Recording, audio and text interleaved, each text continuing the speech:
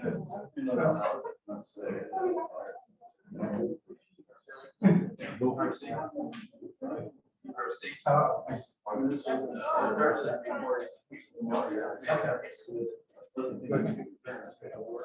right, thank you.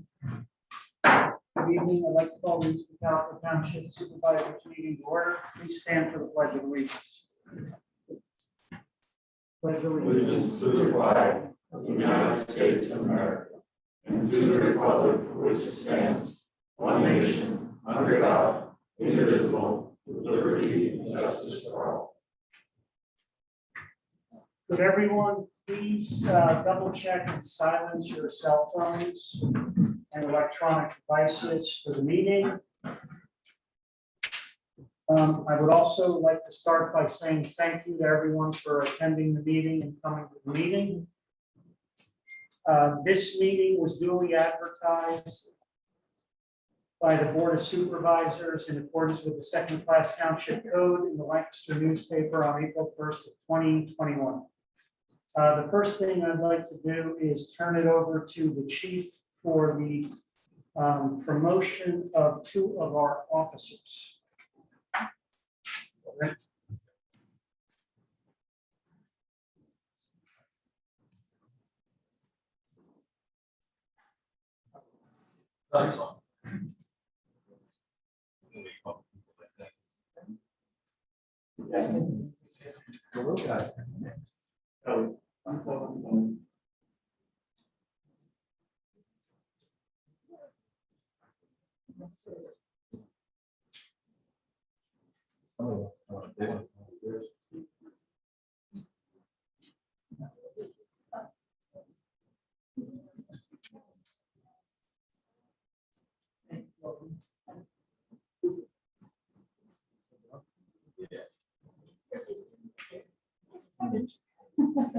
So good evening, everyone. I am very proud tonight to present two officers for promotion to corporal. So I'll say a little bit about each one. Officer Steve Walsh has been employed with the department since January 2004.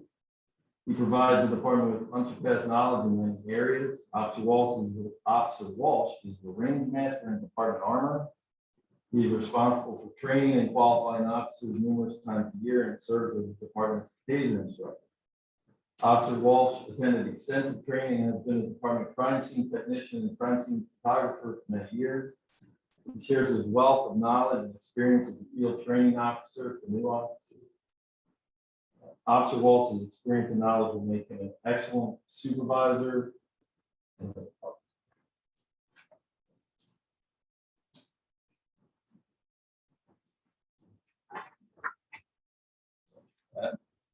Thanks, sir. Absolutely.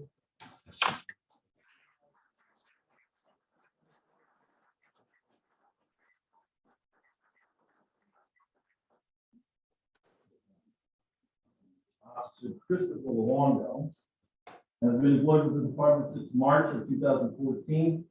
Officer Luongo has become a very well-rounded officer over the last few years. Watching him start his FPO program to become a confident officer has been inspiring. Officer Luongo is passionate about cars, and this has been a huge asset to the department. He is responsible for the department fleet, many times making repairs himself when practical. Officer Luongo also installed all the cameras in the cars and saved the department and the township quite a bit of money when we just installed the cameras back in November 2019, so that's very much appreciated. So Luongo was born and raised in the Cocalico community. He's excited to begin supporting the department in the supervisory role and taking on more responsibilities to make the community an even better place to live.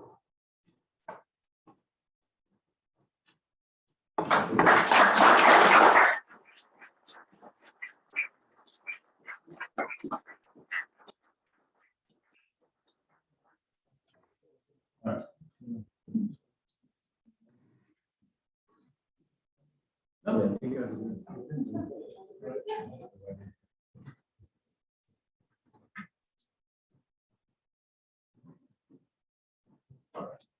Thanks, guys. Congratulations. All right. Thank you.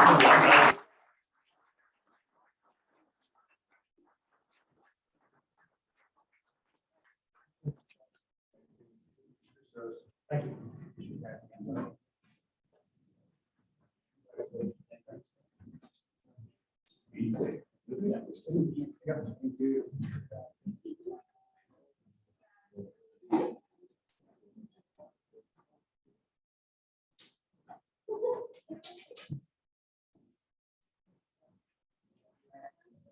I'd like to make an announcement also of the executive sessions that were held since our last meeting.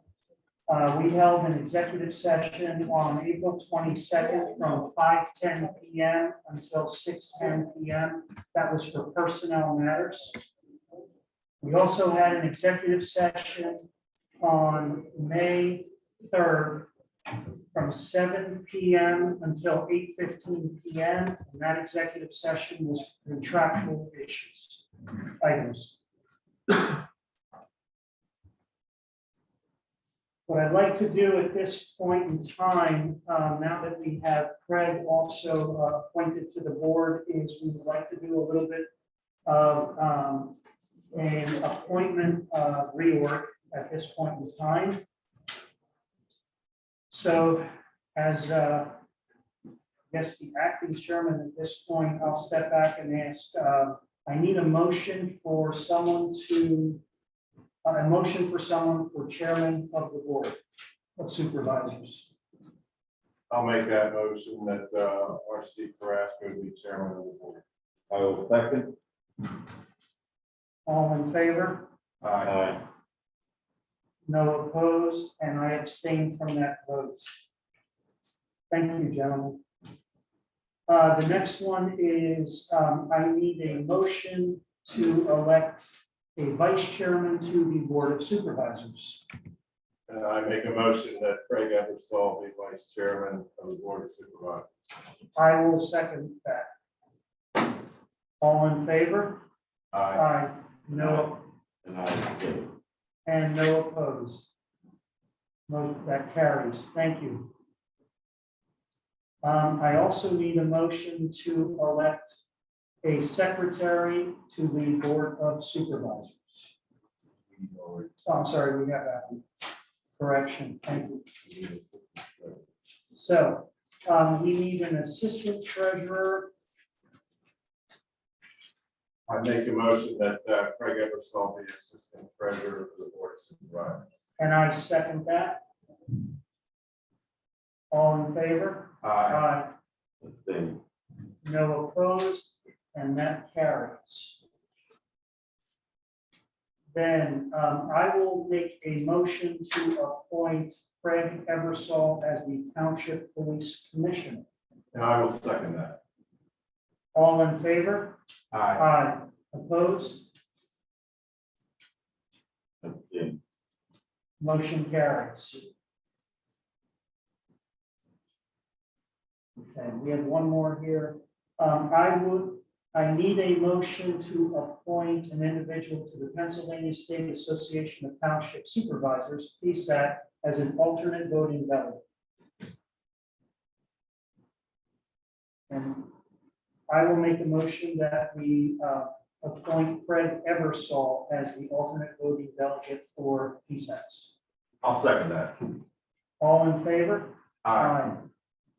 No opposed? And that carries. Thank you, gentlemen. Okay, just a little bit of house cleaning there that we need to do. So.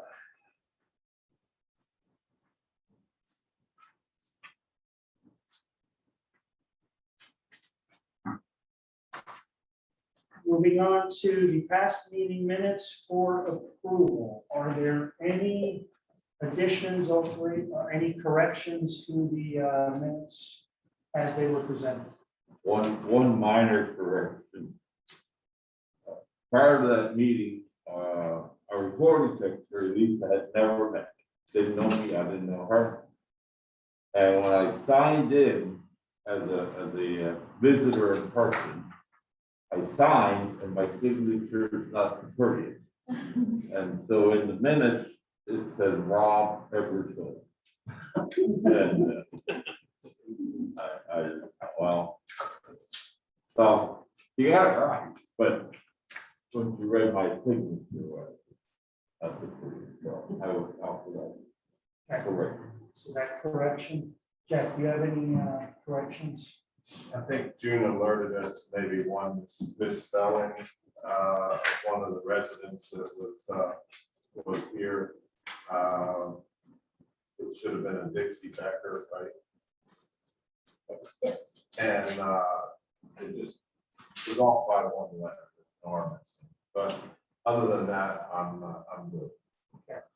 Great. So what I will do is I'll make a motion to approve the meeting minutes for the Thursday, April 15, 2021 Board of Supervisors meeting. I'll second that.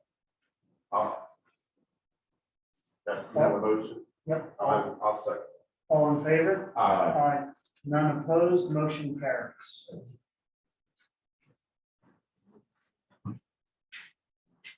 Okay, we have a visitor with us now. Dawn?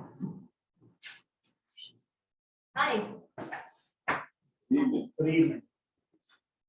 glad to be here. Summer swim team is here, and I just wanted to make you aware of some changes that have been happening. The league is slightly changed. We have a couple of teams that are not going to be participating in the Lancaster Summer Swim League. We also have some teams that are going to be having their pools under renovation. So the schedule that we proposed back in January has changed. We are going to be having meets on June 22nd, June 24th, June 29th, and July 1st at the East Cocalico. In addition to that, practice will start on May 24th. We'll have dry land after school for 1 hour from 5 to 6 p.m. We'll also have after school practice the week of 5/31. So that will be a 2-hour practice from 4 to 6 p.m. That will be all the children. And then starting 6/4, we'll start with our AM practices. I would like to request a procedural change. I understand that the team coaches board do not have any keys to get into the pool. And with the changes that have taken place, we'd like to ask to get 2 sets of keys, one for our head coach and one for our board to access the facility. I don't know if that's something that needs to be discussed amongst yourselves or get back to me at another time, but it needs to really be discussed. That's probably something we can wrap up now. They're still, what time are they going in again for the practices? 8 a.m. So the coaches would be there between 7:30 and 7:45. Right, you have a problem? Them receiving a key? Oh, I don't see a problem with that. The understanding, do not do. Right, right. So what, Jeff, and what we can do is put together a chain of custody on the 2 keys. Send them over, get them over to you guys, don't you guys can sign a chain of custody to receive them, you don't copy them, you pay them, and then you get them back at the end of the season. Sounds good to me. Okay, All right, great. The last thing that I wanted to discuss is that we have an opportunity with the changes that are going on in the league and the teams that aren't participating and the pools that are going to be closed. We have the chance to co-host divisionals for Division III with Denver. We're really excited about this opportunity. The event would take place on July 24th. We would need the pool for the entire day, so we would need to close it down to the public. I think it's a really good opportunity for the community. It's a good opportunity for the kids to get together, to do fundraising, to work together. It's something that we haven't been able to do in quite some time. And so we're really excited about this. All of the teams that are going to be part of our division will be taking part in that. We do have intentions of following CDC protocol. And based on the instruction of the Lancaster Summer Swim League, we will be following whatever the CDC and Commonwealth of Pennsylvania guidelines are at that time. We also would like to make sure that we have the community involved in that activity. We'd like to start asking the fire department if they can help with parking. I have already reached out to the Memorial Park to see if we can use their grounds to do that. We'd also like to make sure that we have EMT, fire, and police staff there as well. One, for safety, and any medical concerns that we may have. And the second, I think it's really good to just have those vehicles there and available. It'll keep the kids busy, they'll enjoy walking around, looking at them, interacting with our law enforcement and fire staff. And the next thing that I'd like to ask is that we're able to use not only the pool grounds, but the grounds around the pool, as well as the snack bar. I understand that we have very limited electricity, and so to host an event so large, it's gonna need a little bit more than the single outlet that we have out there. We have a generator that we can loan them for that night. Okay. So that would be one generator. Scrounge up some other ones. And what I apologize, what was the date on that? I'm It is sorry. July 24th.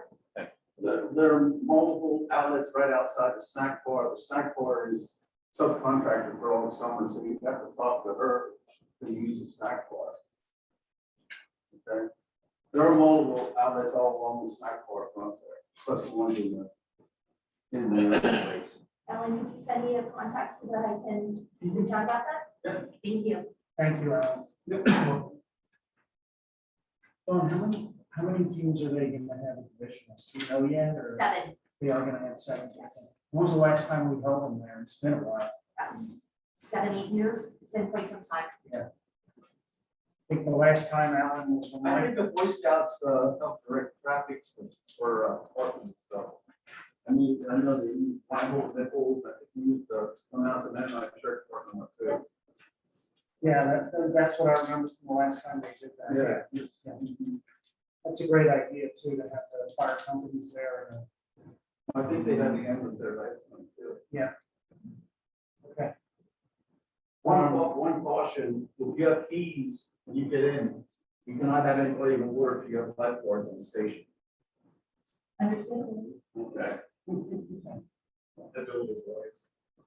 Another thing about the event, we're also ready to add any additional riders that we need to our insurance policy if necessary. Okay, great. Yeah, so what we'll do is, actually, we'll take an action item.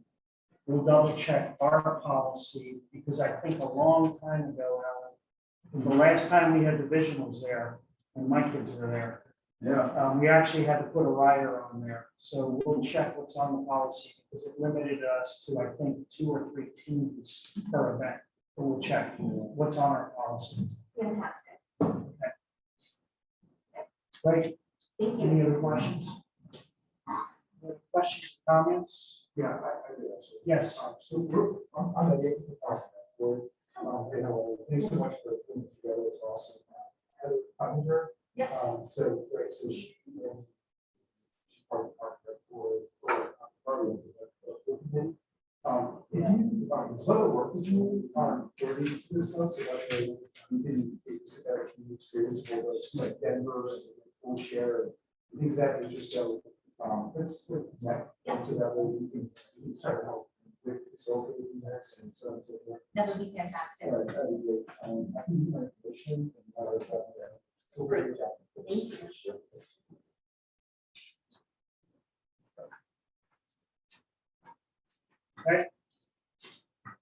Great. Thank you so much. Thank you. Okay, land planning. Good evening. First item on the agenda is fallback lane phase 2 final plan. That's the subdivision land balance plan associated with the Wallback Lane project. The applicant had submitted the phase 2 final plan and gone through multiple reviews with our office. Also has confirmed items with the authority, although they're waiting on a final letter from the authority. They have recently resubmitted their PennDOT permit application for the phase 2 portion of the project in the connection with Stevens Road, which is, I'd say, the most significant item remaining relative to this phase. The updated plans were submitted and returned to be reviewed relative to certain minor items, and that plan will be before you in the future, likely to be discussed with the planning commission later this month and then back to you. The only action item for this evening is a time extension offer that was submitted, unless there's other questions relative to the project. South Bolton, Pioneer Ranch, will be in attendance for another project that could respond to any questions you have. If there aren't any, then the motion will be to accept the written time extension offer as submitted by the applicant's consultant dated April 27th, 2021, which will extend the deadline for action on Wallback Lane Phase 2 final subdivision plan until July 20th, 2021. Do I have a motion? Yeah, I'll make that motion. I'll second that motion. Okay, any comments, questions? Then, all in favor? No opposed, motion carries. Next item on the agenda was added at the request of the applicant in response to prior discussion with the township, and that would be Earth Truck Wood. Woodbury Final Land Development Idaho plan. The only updated information that I would have relative to this project and the issue we discussed with the correspondence that were submitted to you by the Township Transportation Impact Fee Program solicitor.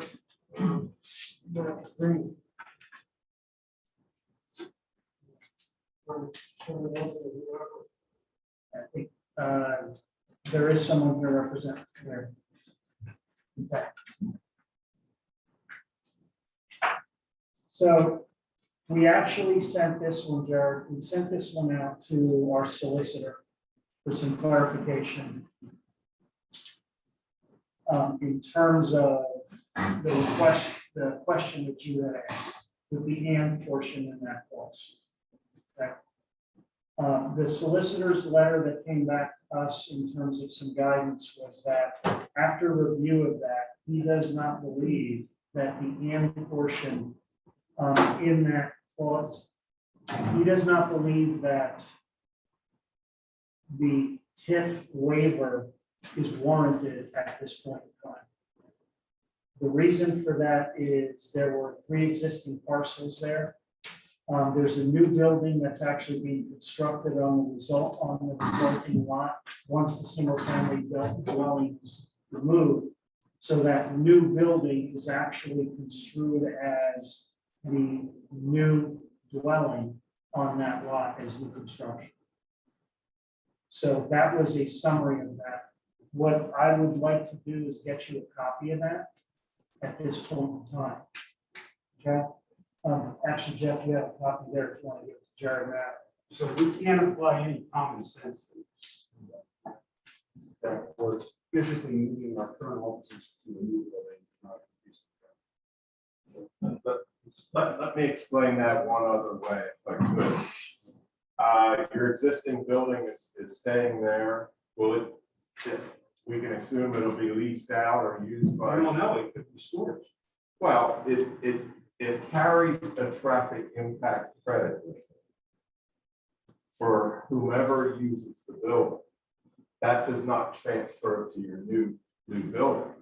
It stays with that property and that building. That's basically how I gathered the explanation from the attorney. You're welcome to have that here. So it rides with your existing building already. So you are creating a new set of numbers with your new building on the other property. That's how he's explaining it.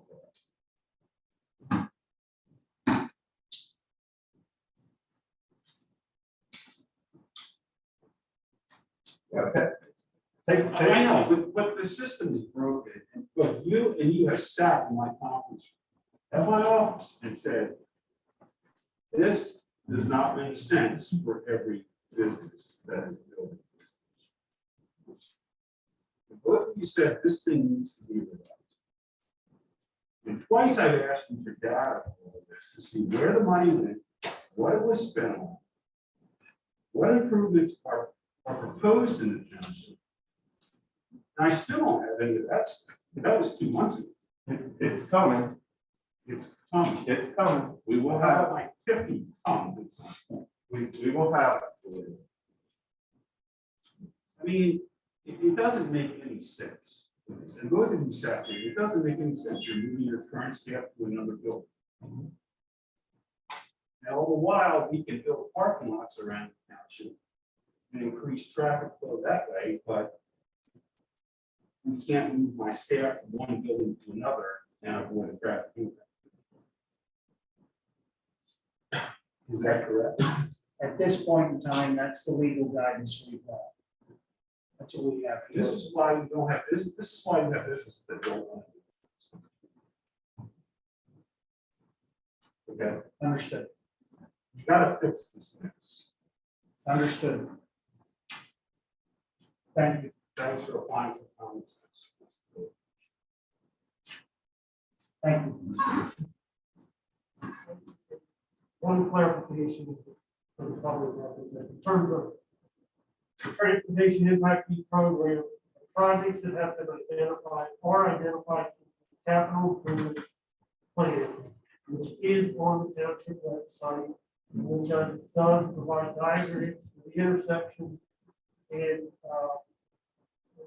essentially an Excel sheet with projected costs for improvement and funding arrangements or assumptions relative to each project. Those are, and look at that information. It is there. I think what we're trying to do though at this point is provide an executive level package with a complete overview so that it can be easily reviewed. But thank you. No, the comment wasn't intended to say there's not additional information that can be shared and clarified. The Transportation Impact Fee Advisory Committee has a regular meeting scheduled one week. And they had also requested certain information to evaluate aspects and provide recommendations to the board. So, yeah, my response is not to be that there's not additional information that can be disseminated and clarify aspects of the project. And I would always say, like any program, it should be continuing on, updated relative to opportunities for projects, updated relative to costs for projects. It's a necessary aspect. Thank you, Brett. Okay, so we are at, go ahead. Yeah. Moving on, then the next item on the agenda for tonight is the crossings at Cocalico.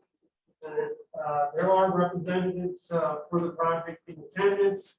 I'll give a little overview, provide some background relative to it, then we'll share the discussion with the applicant and their team present information. As background, the project is located off of Route 897, just west of North Reading Road, essentially opposite Weaver's Market. Tract size is approximately 31 acres, 31.7 acres, currently zoned R1 suburban residential. Property currently is farmland and wooded, certain wooded area, and a small portion is impacted by a tributary. The sketch plan intends to utilize the village overlay zone option within the township zoning ordinance. And the initial sketch plan is submitted at 172 residential dwelling units proposed, 52 single families, 56 attached dwellings, and 64 multi-family dwellings. In response to discussions with the Township Planning Commission during both a Zoom Planning Commission meeting and subsequent meetings, there was feedback provided. In between there was a possible request to come before you to introduce the project. After giving further consideration, the applicant made certain revisions to the plan and resubmitted that. and went back to discuss the project with the planning. The updated plan has 176 residential dwelling units, 50 single-family dwellings, 18 duplex units, which were added in response to as a part of the update, 44 townhouse units, and 64 multifamily units. As was explained during the planning commission meetings and other public meetings, village overlay option, which was previously utilized on the Wabash Landing development, provides a density bonus or makes the density bonus available to a developer if they provide a higher level of higher quality design that incorporates certain aspects that are outlined in the village overlay section of the ordinance.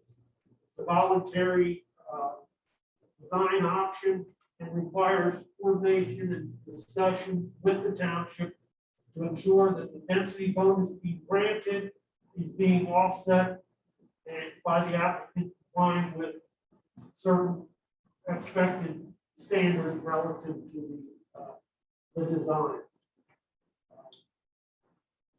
Maybe with that, the applicant included numerous waivers and modifications within their initial sketch plan submission. The intent during the sketch plan submission is to pick out certain critical items to the applicant in order that they have confidence on the nature of the design, the number of dwelling units, and certain key design elements, so they have the confidence to then proceed into more detailed design and necessary coordination with PennDOT on highway occupancy permits, off-site improvements, etc. In addition to detailed design relative to all the aspects of the development, recreation facilities, stormwater facilities, etc. So they have identified certain things that they would like the township to respond to. The township solicitor is okay with the township acting on certain key waivers as part of the sketch plan in order to give them certain certainty to have the confidence to proceed. So my review letter was issued to the township, to the board and others, was dated March 29th. I would indicate that that was based on the initial submission, so their updated submission did change certain aspects which we can clarify. I'm sure they will highlight when they present the project. So the project would be served by public water and sewer through the authority also. So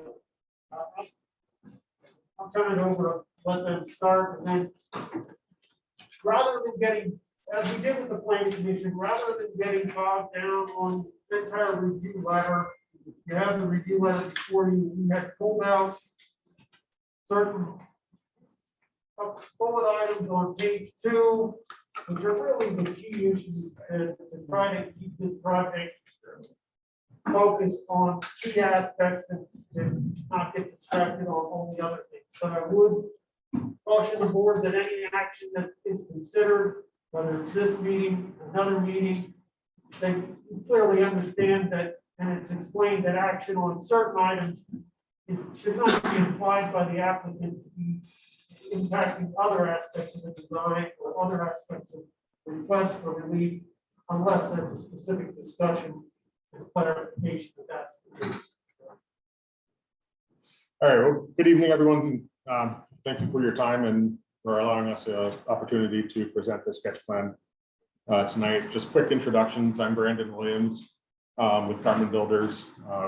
Project team is also here, Jason Garmin, Connor Kilgore, also with Garmin Builders, and then Josh Colby, who has been our engineer consultant with Pioneer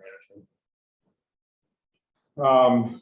I did hand out just a packet of information, so most of this information has been submitted already in prior submittals. So I'll refer to them as we go through the presentation and just let you know kind of what page I'm referring to. So Brent had already given a history of the project, what's leading us up to this date. We did submit in February the sketch plan and the supporting information. March 29th is our first meeting to receive the feedback from the commissioners on predominantly the site layout issues. The township engineer issued the full review letter identifying numerous comments to consider. That letter came out the day of the planning commission meeting. It also addressed several key issues. So just for the purposes of time tonight, I'm going to focus on the key issues that ultimately led from our discussion with the planning commission at the second meeting on April 22nd. We did submit a number of modification and waiver requests for the plan. Of the modifications, there was strong discussion and decision on only 3 of them. With the modifications, or those 3 modifications, those are the important ones again for us to move forward with traffic and stormwater planning, and then a formal submission for a land development plan. What was the For our so just these waivers, the 3 waivers are necessary so we can move forward with stormwater, traffic, and then a formal land development plan submission. So the first modification that we are seeking is for section 220-19-E3 and attachment 5 of the zoning ordinance to authorize a reduction in the length of our single family detached dwellings that we're proposing. The ordinance would require 70% of that front wall length to meet the 10 to 15 foot build to lines for the development. Ultimately, we're requesting a reduction to 50% of that wall length. And ultimately, that will enable the single family detached dwellings to be front load garages. Of the packet of information that I submitted, the first 2 pages are some concept floor plans that we presented. The first concept floor plan, single family home, it shows an increased porch dimension on the home, and we're bringing the living area and that porch space to the forefront or the focal point of the lot, and that is the portion, the 50% of that building length wall that would meet the 10 to 15 foot build to line. The garages will ultimately be pushed back behind that wall, so that there's a 5 to 10 foot recess from the front of the building. And what that does for us is ultimately create a 20 foot long driveway, so that 2 parking spaces could be provided in the driveway, in addition to the 2 parking spaces that would be provided in the attached garage. The second floor plan that we presented shows the wrapped porch on the building as part of the design requirements for the ordinance. All corner lots are required to have wrapped porches. Originally, we had submitted a modification request for those porch requirements. Because we're going to redesign our single family detached dwellings to better fit the village overlay ordinance, we withdrew that request and are now able to comply with the porch requirements.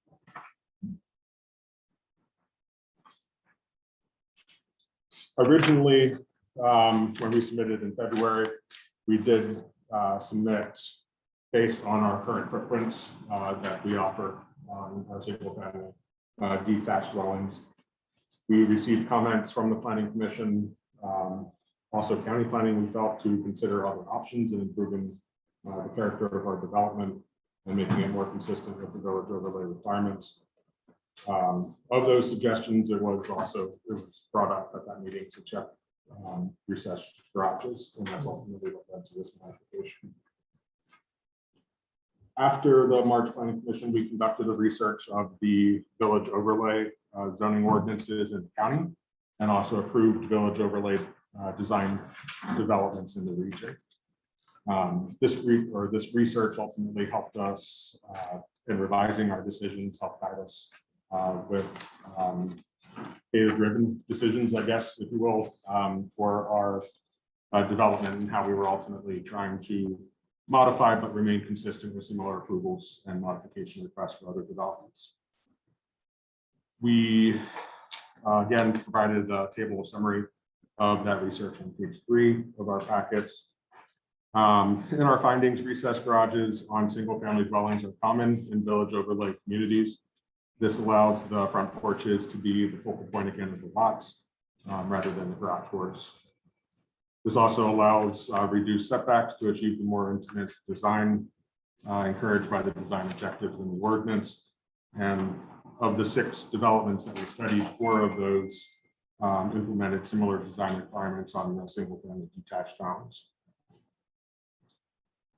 Keeping the single-family front load will enable us to maintain larger lots and private recreation spaces on the single-family homes.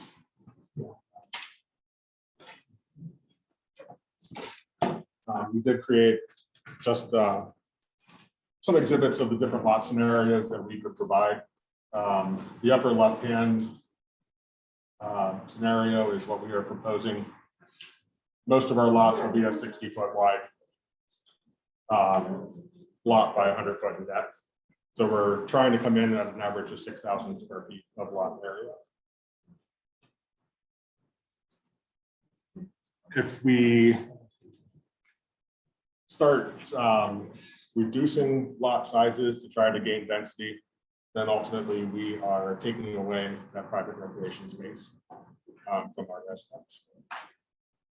It's our experience that that is the primary selling point. When you have a house in that price point, most of the people that are buying that type of dwelling come to expect a higher recreation space on the lots. We're finding in doing a regional market analysis on the Cocalico region, Wabash Landing, for example, they designed higher density in 4,000 square foot lots, and they're spending much more time on the market than other comparable neighborhoods like Heatherwood. And that summary data is on page 4 of the packet. On average, Wabash Landing, so the average square foot for single family homes in the Cocalico region is about 2,100 square feet. Wabash Landing is right around 1,600 square feet. So it's significantly less than what is on the market or in the region for the Cocalico region. And as a result, they are on the market around 178 days on average, whereas in the region, they're about 114 days on average. Heatherwood's also development in the township just up the road. They are on average on the market for about 92 days. In comparison, Heatherwood has an 8,000 square foot lot size, Wabash Landing 4,000 square feet. We're trying to find some compromise and come in the middle of 6,000 square feet. With this design, we still are maintaining a 35% ratio of our dwelling units that have a rear load access. All of our townhomes and our duplex units will be rear loaded off of an alleyway. This again, we feel is consistent with other village style developments in the region.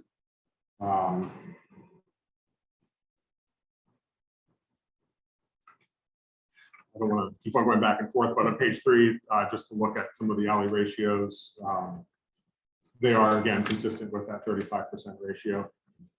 We tried to maximize as best as we can. We had frank conversations with the planning commission in April about why our single family lots are not conducive to alley load. A lot of that goes into grading issues. We're also trying to maximize the open space areas, actually provide park space to the residents of this community, but also we intend not to have any restrictions on that use so that it's open for development to the rest of the residents of the township.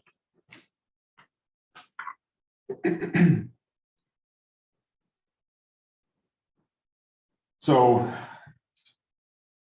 just in summary, the modification request for the length of the facade wall it's multi-pronged in that the front load has created a lot of conversation with whether we're providing enough hours. We think that this is a modification that will maintain the typical character of the village style development, in that we're pushing the living area and the porches up front. We're reducing the setbacks. It's consistent with similar developments of the village style community that's in the region. And it's allowing us to create a size of a lot that is marketable when comparing that to the region's real estate. We want this development to be successful. We don't want a lot sitting in the market for a long time because it reduces the amount of potential buyers that are interested in those lots.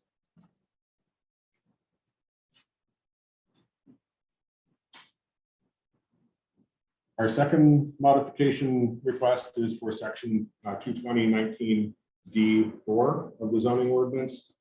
This is to authorize the deviation in the required percentages of the housing types in the community that we're proposing. The ordinance requires a mix of between 35 and 50% single-family detached homes, no more than 35% duplex, and a combined percentage of 35% for apartments and townhomes.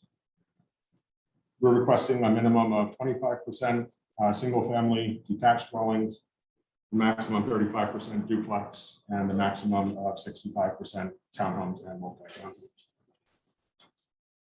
The request is ultimately lower in the percentage of single-family detached dwellings and higher in the amount of apartments and townhomes that we're ultimately proposing in the mix on the plan that's in front of you tonight. We tried to build some flexibility in that request because Brent had alluded to, and we're well aware that we still have a lot of planning to do with stormwater and traffic.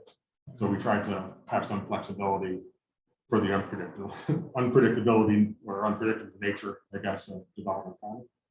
If grading or stormwater would dictate some of these lots lost, then that'll give us that flexibility as we're moving forward. The last page of our handout are some summary tables on the density study that we completed when planning this development. The ordinance allows up to 8 dwelling units an acre. However, strictly following the mixing requirements of the ordinance, there's no feasible way to take full advantage of the density bonuses that are allowed by the ordinance. We looked at maximum yield potential of the property. At most, we were able to get 7.9 dwelling units, so very close to the maximum density. However, this would require 88% of the units to be townhome or apartment properties. On the second table of the sheet, if we would strictly comply with the mixing requirements of the ordinance and provide the right amount of duplexes, singles, and townhomes and apartments, we would only be able to get to 4.5 dwelling units.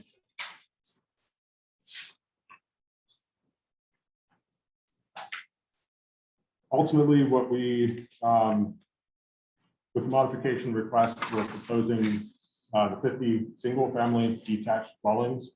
That's actually the same number of single-family detached dwellings that we would be proposing under the compliance scenario. We're decreasing the number of duplexes that we're proposing than what would be allowed because it's been our experience that duplex units don't sell as well as townhome product. The township zoning ordinance is a cumulative 35% again for the townhomes and apartments, but ultimately with the lot area requirements of the zoning ordinance, the change from duplex to townhomes is fairly minimal in that you don't get much more density by proposing townhomes than you do duplexes because lot area requirements for both units are very similar. The floor area and the footprint designs in the development for duplexes and townhomes are also going to be very similar in product as far as what we're proposing. Again, all of the duplex and townhome units will be the rear load off of the alleys. We are proposing an increase in the apartment unit percentage, and this will help us with meeting the density or trying to get as close as we can to the density bonuses of the ordinance and provide a greater mix of housing types in the development. We do have a triangular piece of the property here in the northeastern part of the property. It's cut off and encumbered by a PPL electric easement. The easement area is approximately 2 acres, give or take a little bit on that side of things, that would not allow any development to occur beneath that area. As a result, the apartment building that we're proposing here really is the only feasible use that we can construct on that area of the property. As a result, that's putting the ratios up even further. Apartments are highly marketable, sought after types of dwelling units right now. So we think that that's a fairly reasonable compromise for what we're proposing. Again, we could have certainly come in with a higher request to meet the maximum yield potential on the property, but we tried to keep it as low as possible so that we can create the development that we feel would be good for the township, but also, again, something that we can market to potential buyers. Our requests on average, going back to the study of the other developments, on average, we're seeing about 30% singles and 64% apartments and townhomes in these types of developments to maximize the density on these types of developments. Our request is slightly lower on the singles, slightly higher on the apartments, but on average terms, looking at that table, we're certainly not requesting the lowest, and we aren't requesting the highest deviation from those housing mix requirements. Our request will result in a density of 5.4 dwelling units per acre, which is a 16% increase over the density that we would be proposing in a compliant situation, but we're still 33% lower than what the maximum density allowances is on the property. So we're asking for less of a deviation above than we are accepting a lower density.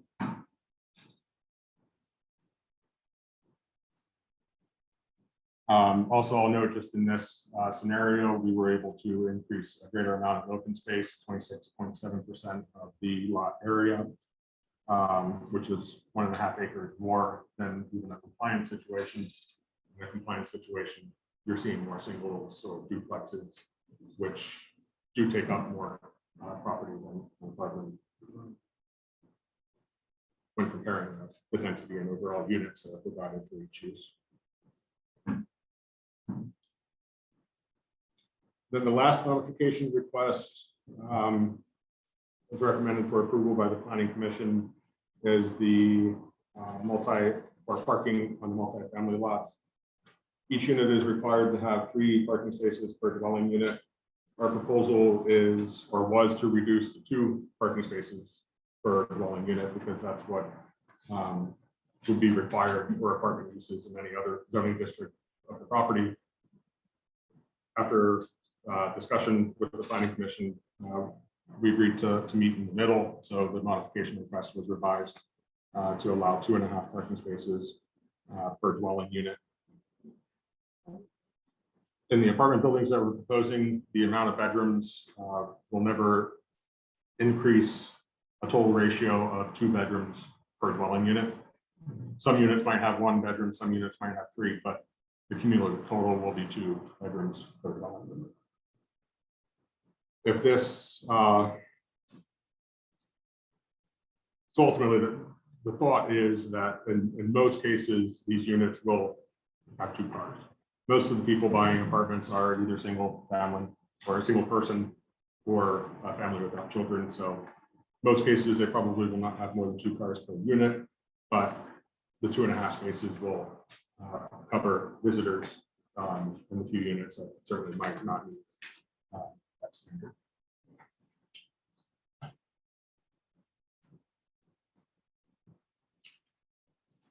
So that's really all I have to present. I mean, in conclusion, there were those 3 waiver requests, again, that the Planning Commission recommended that the board approve tonight. And based on the justifications and the reasonings that we provided, we would at least request similar approvals from the board tonight.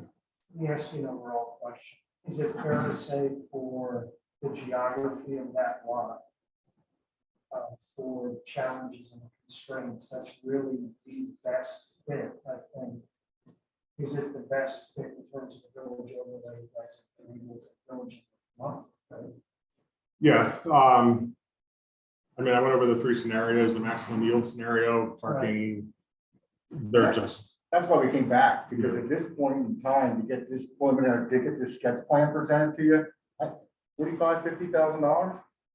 Right, so I mean, we didn't just like sketch it up and say, here you go. There's been a lot of back and forth, a lot of engineering time spent on it, you know, and it's still preliminary. So at some point, we need to make sure that we're on the fairway.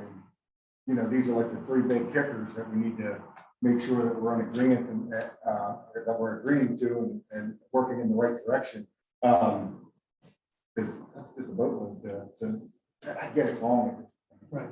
And yeah, so we spent a ton of time playing with it, working together with multiple different parties to come up with it. And present it here tonight. You know, you start to get attached to it. So you gotta be careful, right? Because you just have a lot of time. yeah, so this is a compromise, you know, maximum yield, by the time you put parking, it's just unrealistic of the impacts to stormwater and traffic, for us to believe that we can get that maximum. Right. But this allows, again, a good compromise, we feel, to make the most and the highest and best use of the property that we can, as close to the regulations as we can, and be as consistent as we can with other developments in the region, which we know the township has to consider their own ordinances, but it's beneficial to us. We hope beneficial to the board to present some information on what others are doing and considering. Thoughts?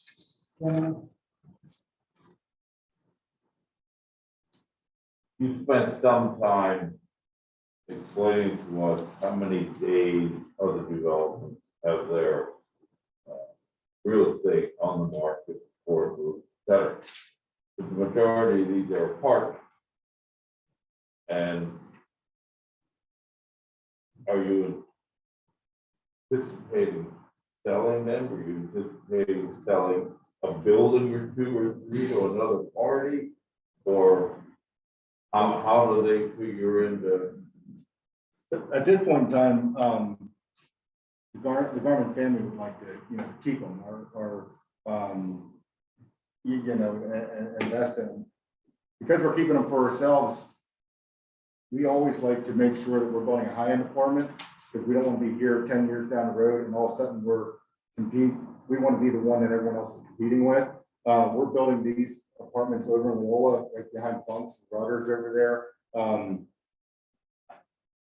And when I say a high-end apartment, I think my mortgage on my first house was $800. I think a rent over there is now $425 a unit going forward. So you are getting young professionals or renting these apartments, and that's what we're looking for, because it's just, they're a lot nicer to your unit. They don't beat it up as much as something else. So that's a 2-bedroom pursuit. With it, either it could be a secondary office or it can be a single mom with a kid, but you know, that's what we're chasing. And what we have designed and proposed in our office for ourselves is a 2-bedroom product with as many units that are back here. We don't feel that we have to do much different than that. And we have a product that's really working, and we just like to repeat it, because whenever you can repeat something, you're saving money. Right. And the rear loaded garage design really should work in that setup there. It works where we're proposing it. Most of these developments are keeping the alley load to the townhomes and the duplexes. And that's because, again, it's a different type of family that's buying this. So it's not a family that's quite yet established. The large yard space isn't quite as important maybe to those buyers than it is for the single family homes. So we tried to look at all of our options, and that's just where it worked best. With the single family homes, there are a lot of great issues, easements playing a role, the shape of the property, you know, for us to work in an alley back behind, you know, the shape of the property there, it's not a straight type of alley that we can work. So then traffic or trash trucks and cars traveling, you know, to their garages are not a straight shot. So there's turning radius issues. We spent a ton of time with you, like the last meeting, you know, reviewing and going through that before they were comfortable. I think they're saying that this is something that they will let us put in front of Supervisor. Yes, but Brent, I wonder if you could just give a brief summary of some of the planning commission discussions on each waiver request. Brief. They weren't free, so. Each of the waivers. The three requests for, according to your notes, there's like 33. Yeah. You know, the initial application included numerous waiver requests, but I think through the discussions, it realized that certain ones of those either are technical in nature, maybe it's relative to a roadway intersection alignment, which we're not going to have an issue. You know, relatively subtle changes, things that have been consistently considered in other tighter, denser developments. So that would be one of. One was related to the separation distance of the access points on the 897. The type of curve was one of that comes to mind. Something related to street trees. There was a waiver related to the single access point to the 24-unit apartment to the back. Township standards require 2 points of access when you exceed 20 units. So one of the waivers pertained to that issue. Some pertain to the location of the sidewalk relative to, I think, the road. Yeah, the crossing right there in front of how we're gonna line up here with crossing, maybe here at the grocery store, what's gonna be safer here, or there? Is that the what we're talking about? Yeah, no. What, for example, with the building height of the apartments in the back, would have to be 44 feet based on the grade surrounding the building instead of 40. So the width of the planting strip and relative to the curb to the sidewalk along the streetscape was slightly reduced. So, well, in looking at some of those, and discussing some of those, those aren't as critical to these initial issues. And that's why it was kind of filtered and determined that, well, the critical ones are first the density or the ratios. And you had another project before you that was requesting exceeding townhouse unit style. And as you consider that, you told them no, go back to the drawing. So we knew that the ratio is one that needs to be brought forward. And the next one was related to, as discussed, was the build to line and the percentage of the dwelling. And that's somewhat related to the front loaded garage aspect. And then another critical one was the parking. So bottom line, there are more. And that's why when I said initially, as you're considering these, they'll need to acknowledge that the focus on these and that decisions on these aren't applying decisions with other ones unless they highlight which ones they do apply. So does that answer your question? There were numerous other waivers, but those will be acted on at a future point once they go back to the drawing board with some of this information. Basically, these modifications let us finalize this layout so that we can begin stormwater planning. We can begin getting a true picture of what the traffic impact will be and have a scoping meeting with PennDOT to determine the definite design of the access points for the property.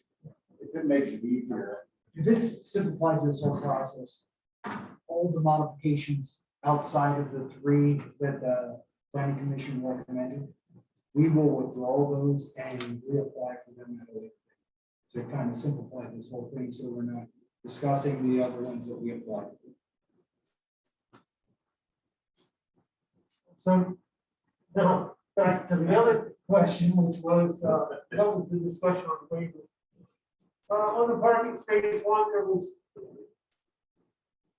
I guess, I took discussion on that deliberation, and there with the building in the back, I think the planning commission felt that, well, that's not the type of location that's gonna have an immediate effect on the adjacent streets or other structures. And they felt by bumping it up to 2.5, provided adequate opportunity to accommodate what they felt was reasonably anticipated, especially with the commitment that all the apartment units would average two bedrooms per unit, or the maximum of 2 bedrooms per unit. Is it your experience in a situation similar to that, that winds up being enough over a long haul? Or?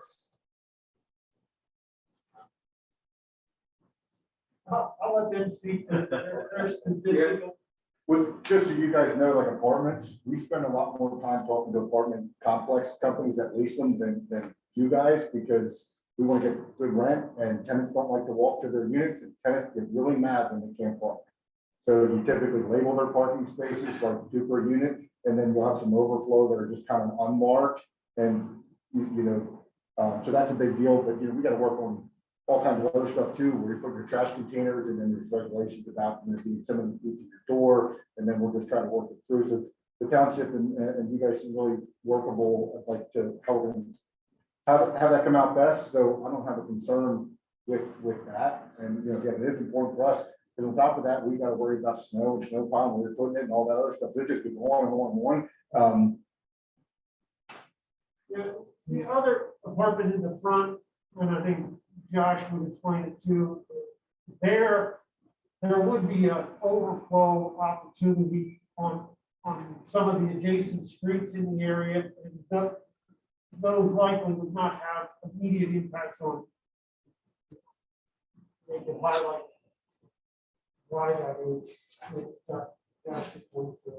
This area here, and the ordinance is written so that parking spaces have to be within 100 feet of the unit that they serve. But then the ordinance is also written so that you're supposed to put buildings on the front build to line. That then takes all your parking and only allows you to put parking on one side, which makes it very difficult to get 3 units per building. Lots of apartment complexes that are 3 units per building, you can get parking on both sides of the building. We have additional parking spaces in here above and beyond what we were originally requesting, which was 2 spaces per. They just weren't within the distance, even though they're on the lot. So as a part of the modification request, the planning commission recommended a slight terminology change, which is the parking spaces that account towards the 2.5 have to be on the lot, or if they're off the lot, they have to be within 150 foot of the building.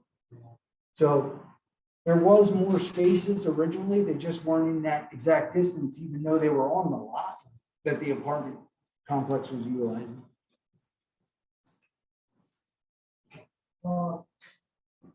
I would say most discussion at the planning commission level was related to alleys and front loaded garages and trying to determine how to handle that issue with taking into consideration statements made. You also received the correspondence that came out today from the county planning commission. The county had requested to be involved with the village overlay projects going on in the township so they could have input at the early stage. The planner recently got married, so he did not have one meeting, but has provided the correspondence to you related to their views on certain aspects there. So I would say that was the probably the most discussed aspect. Reduction in the front facade going 7 to 50. I think it's more driven by opinions on the garage, front of the garage.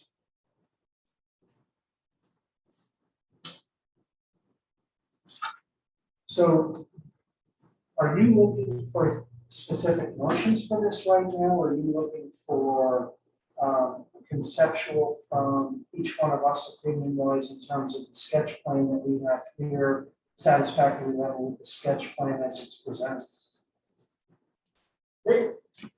I'll let them, if I think what they're looking for is as soon as the board is comfortable on these items, providing confirmation on. And the way it's been approached, on other projects such as Wabash, or even more recently on Grundy, which is not a village overlay, relative to the street widths, and design of the streets, was an acknowledgement of the waiver modification. So essentially, acting on the waiver modification with any condition appropriate. So that would be up to you, and you have to decide based on your level of comfort what information. The information is presented or any information you request. So I am comfortable with the level of information. I am comfortable with the planning board, the planning commission has come and they have 3 specific recommendations for the waiver modifications on 3 specific items. They presented those to us. Based on the information I have here in the sketch plan and all the data that's presented, I am comfortable with it as it stands. I understand there were some questions from Lancaster County, but can't make a perfect plan based on geography. Well, and that does create an issue with the way the property is. You can't change the parameters of the property. You can change the building. But looking at the comments from the county with your single family homes, so I guess there was a concern about having an alley behind them. And the waiver kind of takes that off the plate. Is that how I'm understanding this, or? Well, if I may, I mean, I don't know that the waiver takes it off, but I think there's concern for we discuss this now so that they're aware of that. Yeah. That's where, as I was saying, we need to be careful that action on one doesn't eliminate your opportunity to comment on something else if you have concern. So, yeah, I mean, for that letter, I mean, respectfully, that letter came in at 4:30 this afternoon and we submitted plans on February 19th. Kind of wish you would have been there, you would have seen how much we exhausted, the looking and the elevation changes, and then some of the dynamics if you try to put an alley in, the hardships that it can create.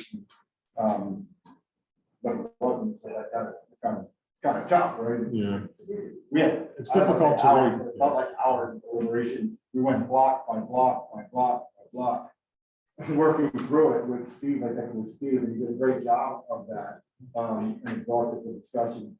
And then, one area we kept coming back to was this area. In this area, we deal with a height location, daylight basements, accessibility to the basement. So that's why we ended up coming back and kind of staying with the plan the way it was proposed.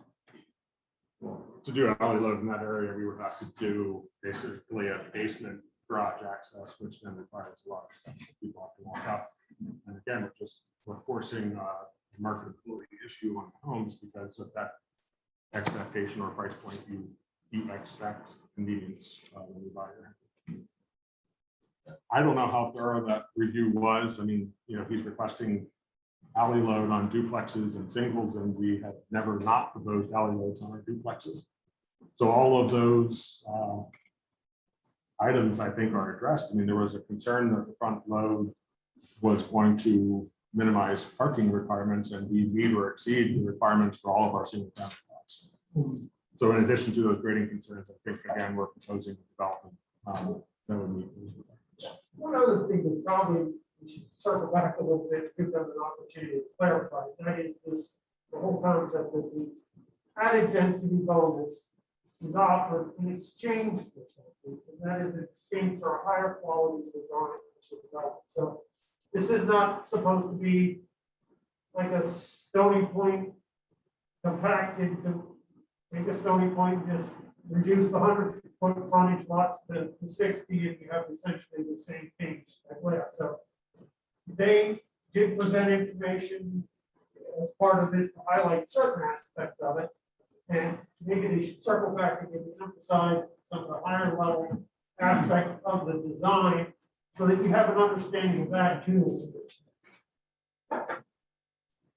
Because if there are concerns that they haven't hit that mark, in your opinion, Yeah, so what would be helpful for them to hear. as part of our sketch plan submission, we presented this public ground plan, which tries to show rendering of what we're proposing. We have a significant amount of community open space that we tried to pull into the community as much as we can so that it's usable space for the residents of the community. We're trying to have a traffic circle as a focal point of the entry into the development, which is certainly not something traditionally provided in your typical residential developments. The community park will have a play area, a picnic pavilion. There's new regulations for the United States Postal Service on how mail delivery will be done to new developments. Right now, we're showing one cluster area because that's just what the recommendations are, that there's just one central location for everybody to come and pick up the mail. We felt that was a good spot for it. The parking provided, people can pull in, get the mail if they want to do that, or there'll be some parking opportunity there for people utilizing the parking, the pavilion space as well. In the common green open space on the eastern end of the development, we're proposing a hardscape area, fountain, picnic benches are being proposed throughout the community, and also pavilion and additional outdoor space. In addition to the public realm development, we presented a design guideline manual with the development, and that goes over a lot of the streetscape elements that we would be proposing.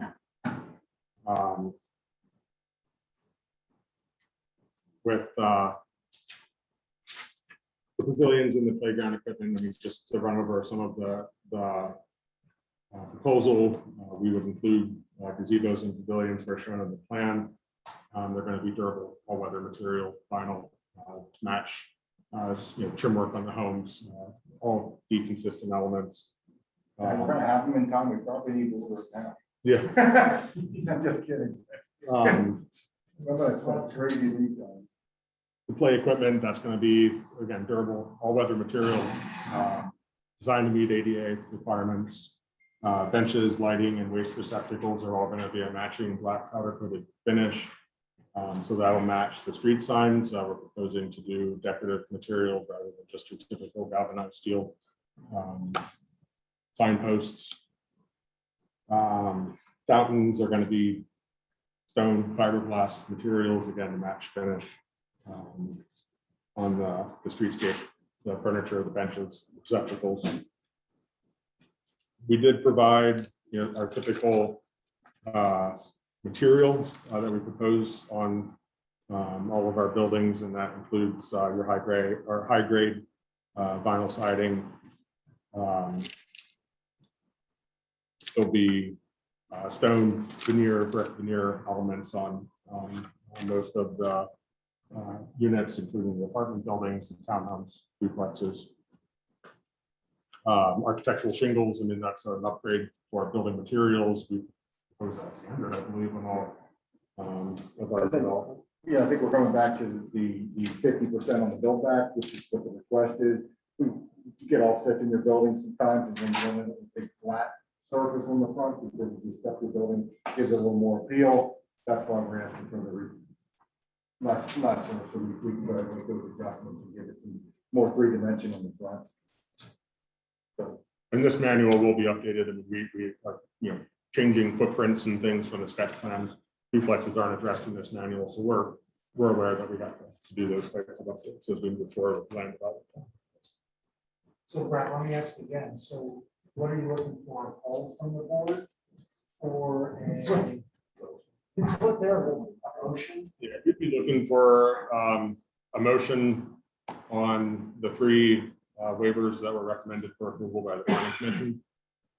If there's any additional feedback that you have on the layout, so that we can try to consider that and address it as we move forward with state approvals. We'd certainly be interested in that feedback, but again, I think it's those three waivers that will let us move forward with the traffic and the stormwater planning. Yeah, I think it's, 8 bullet items on page 2, really, we've gone over the majority of them, or some of those have been since withdrawn. Probably the most significant one in there that hasn't really been touched on much is the statement at the bottom.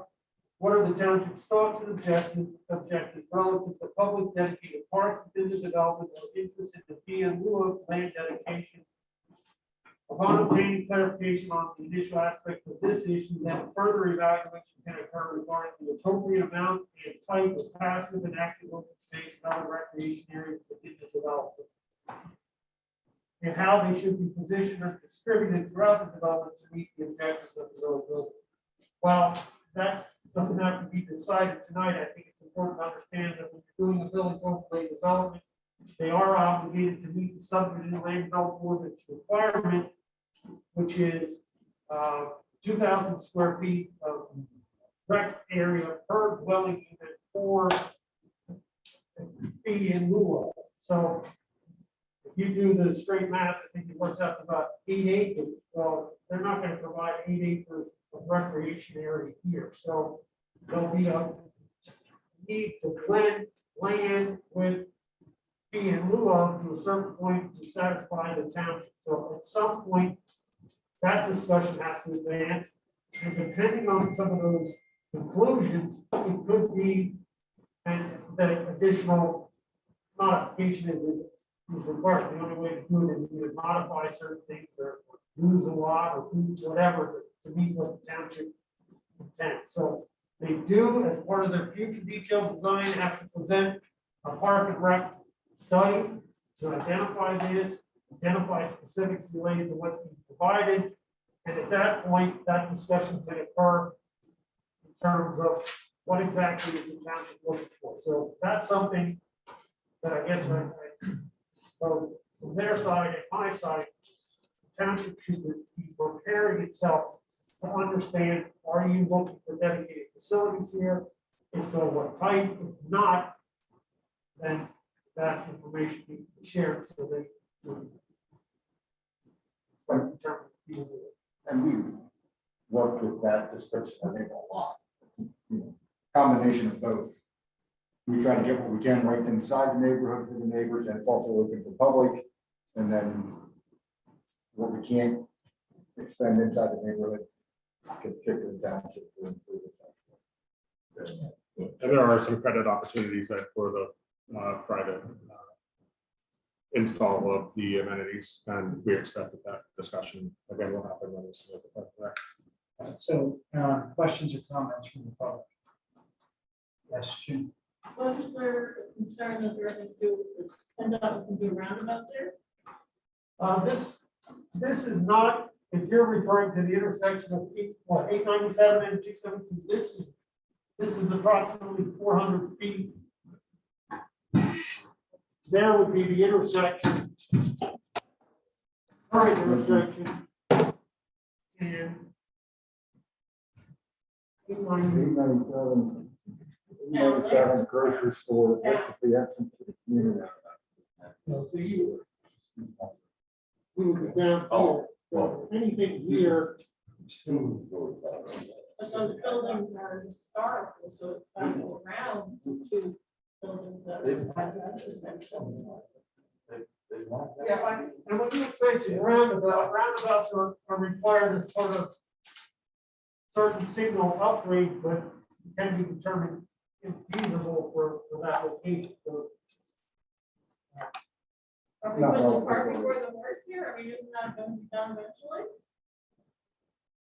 You're not sure that it's not, the PennDOT already approved this, I guess I should ask. No, see, that's where you're trying to determine how to proceed most efficiently from both the developer side and the township.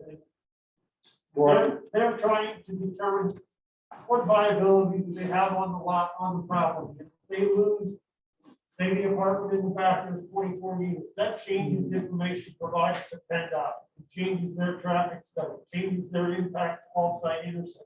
So they're trying to get a general grasp of what their project may entail. And yes, the next step is to go to PennDOT with a study to see what, if any, obligations they have relative to their access points on 897 and potential off-site intersections. I would think you have to have turn lane where I live, is a turn lane off late 97. To get to the development. That's totally possible. So that we have to be wide, in terms of be wide. That's totally possible. Yeah, the township transportation engineer myself does not make that. A definitive statement relative to the configuration of the drive, the location of the drive, and the movements that may be accommodated. There may be a potential that one of those access points becomes a right in, right out. That's a request to PennDOT. So what was the total number of apartments, houses, and duplexes? So 50 single family detached, What is that?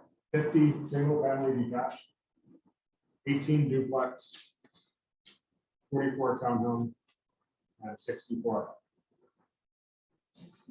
60 what? 64 apartments. Why would, you said that there's the right of way there because of power lines. Is that what you're including in the open space? Right, we would have to, the only thing that you can develop under that is an access drive or a trail. Perhaps, so most of that will be kept open.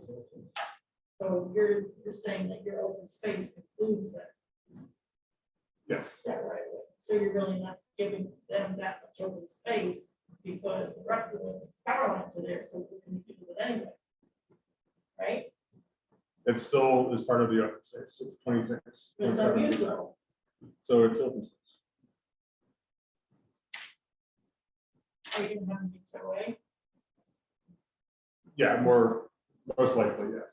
Yeah, no, Have to under the ordinance. Will the park be open to public or will it just be for the residents?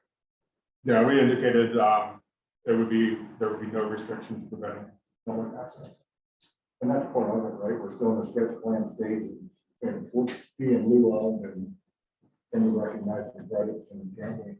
yeah, and that's what I was trying to hit at with the discussions on the park. We'll have to have additional discussions on park.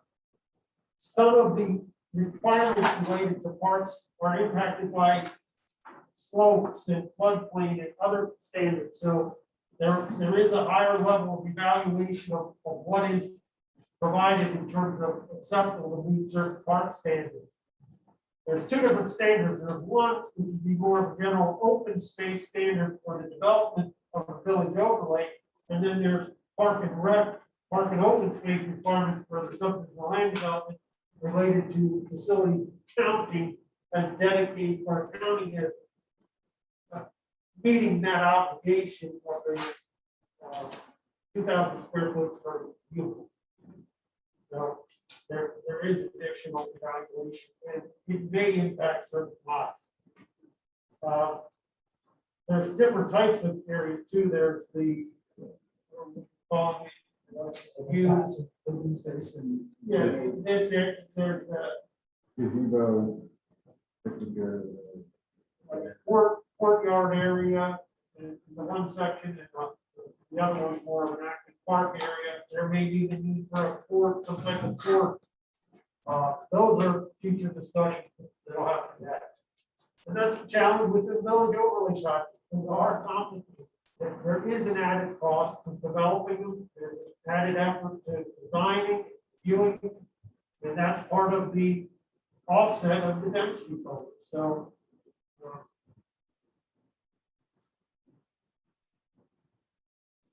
Right, just can I ask a question? Why are there so many apartments? Why so many? Yeah. I mean, again, it's to try to get the density on the property up to what we're permitted. So, and then I wouldn't even say that it's no. I mean, it might appear to be, but for the area and what's needed, and the demand, there's a need for it. And it works well within the layout of the property. So we've got one unit from, with this one in the back, this space is hard to put anything else into. It's feasible, but fortunately, that helps everyone out. How many stories is the apartment? In the back, it would be 3 stories, 2 stories. Half parking space. For motorcycle and caravan. It's a ratio, so if there's, 24 units in that building, 24 times 2.5 is 60 parking. Essentially, for every 2 units, there's 5 homes. So you said that it was the apartment buildings are here in this area, right? So I'm just curious what the studies and information, where did you get all that information from?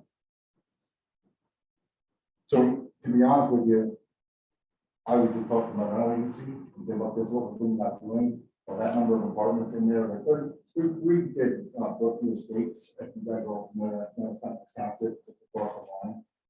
We have apartments in there, and there's probably quite a few people don't even realize they're in there. It's just a beautiful neighborhood, the resales in there are fantastic.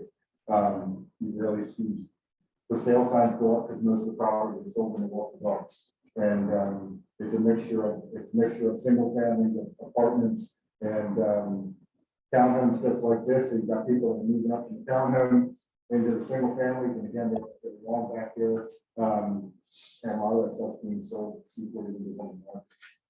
So you're saying that the apartments are being sold? The apartments are, we own them. Right, that's not- And these here we own, here we have the apartments, they're moving up into maybe a townhouse. Will that happen? How often? I don't know. I'm asking questions because you said that there was information that this is what was needed, and I'm just trying to understand, how you came to that. Because I'm not quite a good guy, and usually I do surveys and talk about what we want to say and so forth. And I'm just trying to understand that aspect. That's all.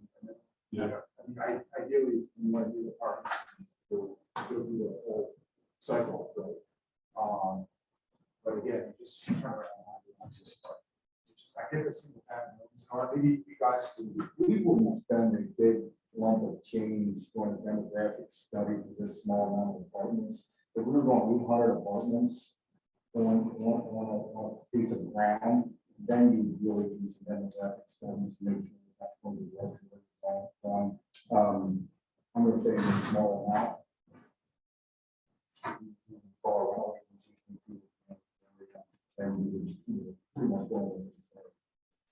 So for this fee simple lots that we would be selling, all of the analysis that we do, we look at prior development, people previously reported plans, determine what's in the area, what's selling. We look at the alternative service and all that. Floor area, average price. And then we also just go off of knowledge. Something department development on the rule now.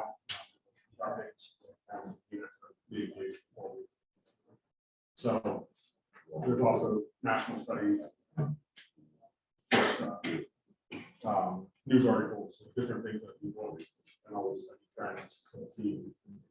What they So nothing demographic, but just regional and national information. We'll have do a fiscal impact analysis as part of this development, so we'll look at some information from that in terms of how many people are working, what types of services are going out to the township. Fees, taxes. All right, here's what I like to do. At this point in time, thank you everyone for your comments. I'm going to, I think the best thing to do here is break this out into 3 separate motions. Okay. So what I'm going to do at this time is the first motion that I want to make is a motion to concur with the East Cocalico Township Planning Commission motion passed during their April 26, 2021 meeting related to. First one is authorize a reduction in the required building front facade of single-family detached dwellings to be located within the build-to line from 70% to 50%. Based on the information we currently have in today's meeting. And do I have a second for that? I'll click with that. Okay, all in favor? Aye. Opposed? None. Motion carries. Before we go to the next one, just a point of clarification, if you're referencing the planning commission motion, the next one related to the percentages, it should be stated that there should be a minimum of duplexes referenced. The way the motion by the planning commission was essentially as worded by the applicant, but it was with the expectation that the applicant provided duplexes. And I think they would contend that the planning commission clearly duplexes were added in response to the planning commission prior request, and the concern being the way it's worded by the planning commission, what you could do is up the single families somewhere above 25% minimum, say to 35, and then have maximum of 65% townhomes, and you would have 0 duplexes. So, Okay, so you're wording the motion. the We we would need be to work fine. together with the applicant, but the suggestion would be that you list a minimum of 10% for semi or for duplexes, which is consistent with what they're showing on the plan. So the wording of the motion would be. Approval of waiver modification section 220-19D4, authorized deviation of required housing type percentages, authorize a minimum of 25% single family dwellings. A duplex is a minimum of 10%, a maximum of 35%, and for townhouse and a multifamily, a maximum of 65%. Correct. There you go. I As will, depicted on the current scale. there you go. I will make that motion. And I will second that. All in favor? Aye. Opposed? None. Motion carries. If you're headed to the next one, I think the only other clarification to add to the end of that would be that it is, as stated repeatedly tonight, the parking adjustment for apartments is conditioned on the applicant providing no more than 2 bedrooms per unit. Or, yeah, an average of. No more than 2 bedrooms per, yeah, they can have 3 beds, they can have 1. Total average would be no more than 2 bedrooms per unit. And they've agreed, they obviously determined that, so. I would just add that to the end of the. You want to make that one motion also? Need to recommend or to approve a waiver modification section 220-19E5. In reference to the number of required parking spaces for the proposed apartments, and to authorize a reduction in the required number of parking spaces for the apartments to 2.5 spaces per apartment unit, and adjust the maximum allowable distance from the unit to 150 feet or within the boundary of the apartment building property, and the apartment not exceeding an average of 2 bedrooms per unit. I will make that motion. I'll second that. Discussion. You You don't show any common area to overflow. Do you anticipate changing that? No, I'm taking a look at the parking areas for the apartment complexes. We only have to add 2 spaces in the back. We can easily make that up. And then the front, we have to add a total of 100 spaces, so we can meet. Maybe this will answer that question better. We typically label the parking spaces per unit, and then there's several spaces that are unmarked. That's overflow.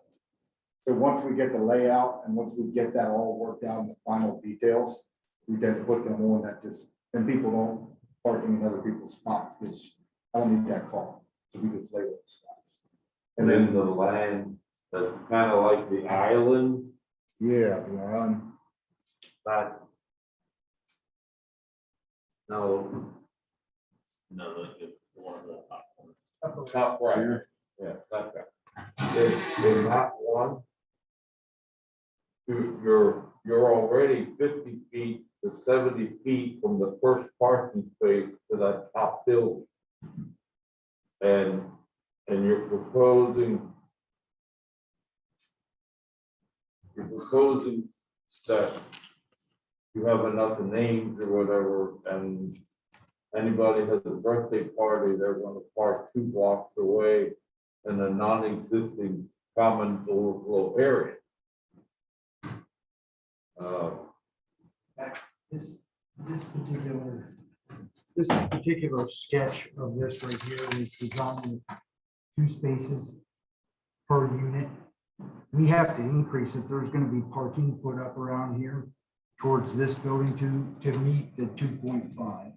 So there will be more added. It will be adjusted. yeah, that was a good catch. Yeah, this is before they got that request. Well, common put it on the. I think it was, I just want to give Josh an opportunity to clarify something I said. At the end of his motion, he mentioned 2 bedrooms per unit. He didn't put the word average of 2 bedrooms per unit there. I just want to make sure that they don't get that call. And if they have a 3-bedroom and then a 1.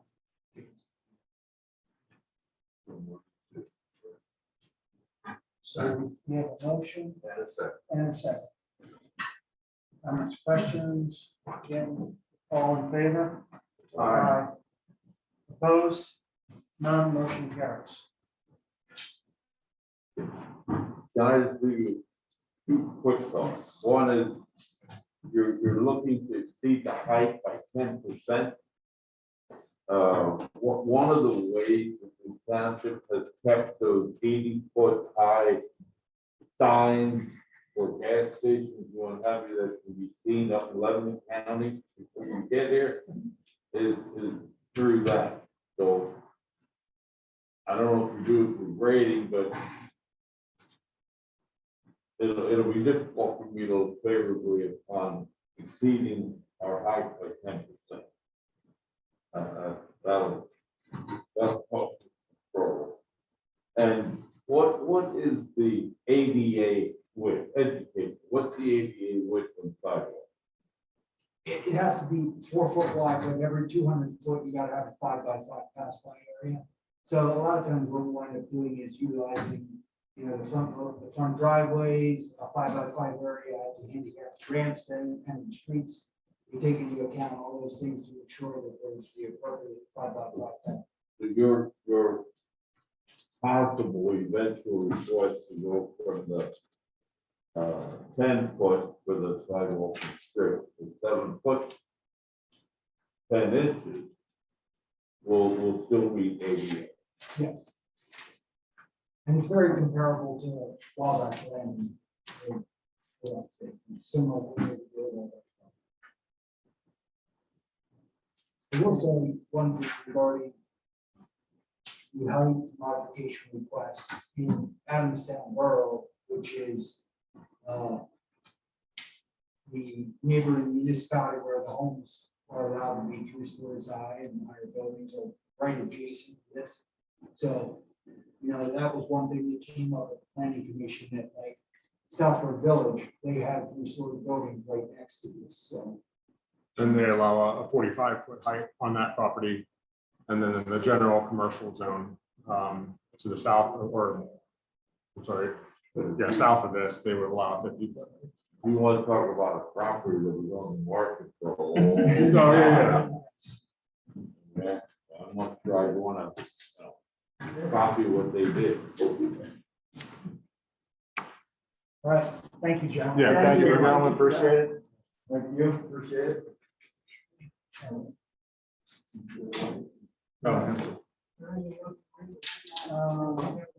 don't believe you got anything else. Thank you, Brent.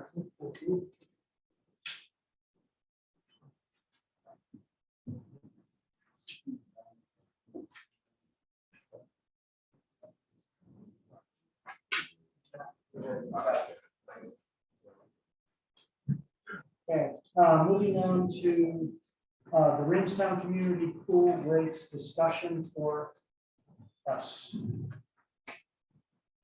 So.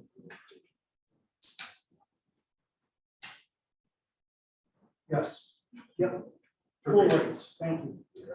What's that? Pool rates. The pool rates, so you said rights, I heard rates. All right, so EACU. the rates, so, we've been in discussion with, like, I should know right there, the pool. Because of the co-op and really just the bridge between communities. We feel that it would be in the community's best interest to have the same pricing as the Denver pool. For many reasons. One, we do that pool swap. We're really trying to create unity between townships with the park and rec pool, I'm sorry, the pool being serviced by the after the rec. All those pools are serviced by the same people, and we just find that it's been much more convenient and much more cleaner process to have streamlined from township. I would like to propose that the motion move forward with directing vendor pricing so that way we can get it newsletter as soon as possible, along with instructions on how to apply for full membership this year, which is either to be done through online registration online as we had done in years past, or coming into the township building here and requesting membership by filling out an application and payment. I feel that it'll be a very streamlined process because all the other rec employees, Adamstown does it that way, Denver does it that way, and we're using their resources and their people. That way they don't have to learn a whole new system. It's just going to really reduce fraud and also money exchange and so on and so forth on a large amount. So there were a lot of reasons of why we request this, so that we can streamline, make it simple, change things later for next year. But I think that we believe that this is the best route to go for this 2021 season.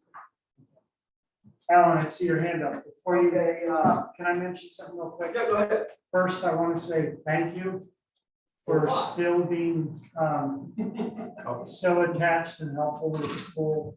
I saw your email that came in. I think it was losing track of days today. Thank you. Go ahead. All the pool rates are different. Everett is different, Denver's different, ours is different, and Adamstown's different. My proposal is to keep the rate and everything like it was last year, so that there's no confusing, because Mother's Day is this Sunday. People are usually buying pool passes already. I think Lisa should contact them and have that up and running and put it on Facebook. Denver has a different rate. They have a smaller pool than us.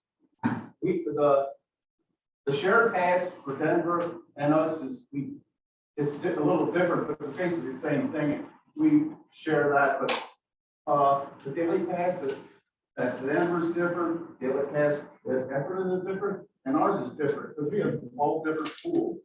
So my recommendation is to keep everything like it was last year, and if they want to change something, do it next year, because at this late date, if we have papers printed at the pool with 5 prices there, and everything's, it'd be less simpler to keep it the way it is, in my opinion. Can I say something? Sorry, this time, Denver, like, we do the food share, and I buy my pass from Denver, it's cheaper than if I buy it from Williamstown. When we looked at the prices, so that's why we were saying, for the food share, for sure, that has to match, so that's silly, if somebody is smart enough to go out and look at both of the websites, I mean, I could buy my food share at Denver, pay less money, and still get to go to Williamstown. That's where that originally came from. And then I think when we looked at it, I don't remember the notes, but a lot of the prices were actually higher at Denver. So we went to those, it's like a little bit more, but not much. So I don't know. I see what Alan's saying, but I know that pool share, I think that one, I really do think that should be the same. If you're Well, see, Denver does a discount beginning of the season. If you buy your pass, I think right now it's less, but then later on it's more than ours. We don't do a discount, we just do a flat rate on the loan. And we do it with the credit card online, which makes it a lot easier for people. A lot of people buy it Yeah, online. we still want to do it online, and we, I think, I remember when I got mine 2 years ago, I did it online, and I got the discount for doing it online, so. Yeah.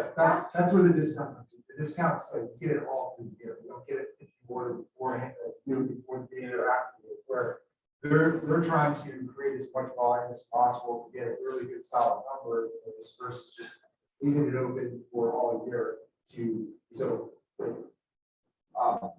I get what you're saying, Alan, as far as the changes, but at the same time, like, we didn't make any changes, so we're discussing that right now. I don't know, like, why those things were printed, but at the end of the day, like I said, the big difference is that you pay less money before Memorial Day. So they drop the ball into the site and to pay the full price. And then afterwards, they pay a higher price. Yeah. Right? I don't see a problem with that personally. I don't see that. Well, with online here, we set it as standard price for the whole summer online. See, to change it, it makes it more difficult. That's why we decided a couple years ago to make the same price all summer long. But hey, I recommend do it the same as last year, and let's change it for next year, because we're only 3 weeks in the pool opens, and Denver's selling theirs already, I'm sure. So Thank you. we're late. Thank you, Alan. But it's your decision. So what do you recommend then? What I recommend is what we propose, because again, the reason why Denver had to go with their rates of what they were without us going back and forth is because they had to respect them. We're behind. So personally, I think a lot of the rates are more, to Paris point, much more favorable if you were to drive revenue, but I think it's going to drive a lot more people to go and get things done beforehand, so we know when the raise and how much revenue. So my recommendation is our recommendation based on our conversation was to keep the pool rates as Denver go through as Denver does the process, and so on and so forth. So that way we can have synergy and the process be the same. So what I will do is I will make a motion that we go ahead and follow the Denver rates for the pool passes for this year. Do I have a second? Before you finish that one, we add the Denver's example of the emergency information sheet, which could prove very beneficial when people fill that out. That was one thing. And the other is that we use the color coded pool passes, correct? Yeah, To we would make it across. put a star on ours on the back, so that way, if you didn't check them, you say we check, we all check them. But just to make it easier, like one of the star sticker or whatever, you all have to be venue anyway. So just seems like there's been a lot of stress and pressure over the years with photographs and so on and so forth. But we do intend to share the or just from the medical standpoint, God forbid something were to happen, at least there's emergency information that's been shared by. So let me formally amend that motion then also. Then to include the emergency contact listing and the color coding similar to what Denver has done for the pool houses. Yes. Okay. Second. I have a second. Any further comments or questions? All in favor? Aye. No reason why I said the pricing, since you brought it up, I otherwise would have brought it. No opposed, motion carries. Chair, good, and I apologize for this. I'm not trying to spring anything on anyone. I thought it was emailed to everyone. I learned. I quickly looked at it. It's not. I talked to Mr. Summers of the effort of rec. With the addition of the pool technicians, for the lack of the knowledge, I would say the chemical technicians or people that are going to be taking care of that as they do, I believe at the other pools, there would need to be a service agreement signed. The service agreement in Mr. Summers indicates that due to that change, fee for these added responsibilities, $297 per week. In reference to the effort of that fee. Now I know Roadmaster has taken the class or is in the process. I know another road crew member is taking the class and in the process. So there are various things I think that would potentially change for next year. But to have them cooperate and to participate so we can continue to keep the pool open. I guess we need a motion to agree to that service agreement Or I know that Alan is outside before earlier. So he has to talk to other people, his family about it. And you might try to bring this up or, you know. Well, if effort is gonna do it for that amount of money, we got let effort to do it. I'll just help out whenever they need help. On the other hand, I don't know if Mr. Summers indicated that they need someone to be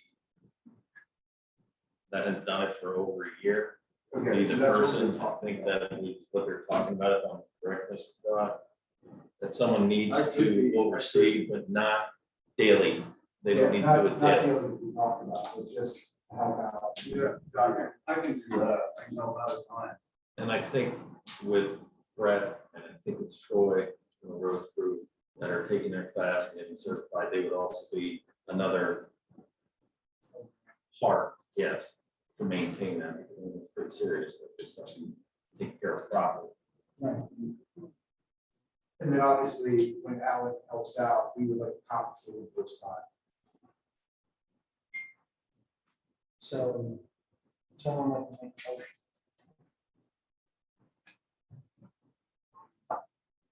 So you recommend motion? I would recommend a motion that the agreement for the effort of rep for the additional fee and of the added responsibilities of $297 per week be accepted with the potential assistance from Mr. Fry in reference to the overseeing of those duties by the effort of rec and or by the road crew members who will soon be served. Yes. Question, so the original amount was $710 a day for the after rec. And now you're gonna add another $75 basically at that. 300 hours divided by 7 is about $75. Yeah. Maybe I'm wrong. Gonna check. It's fine. I guess it's fine. 45 maybe.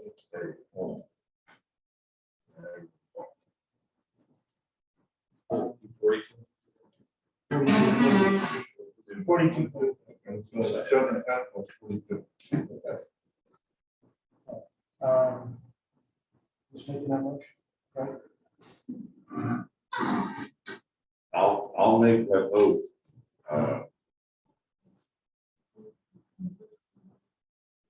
I want to have those, that we need to see there.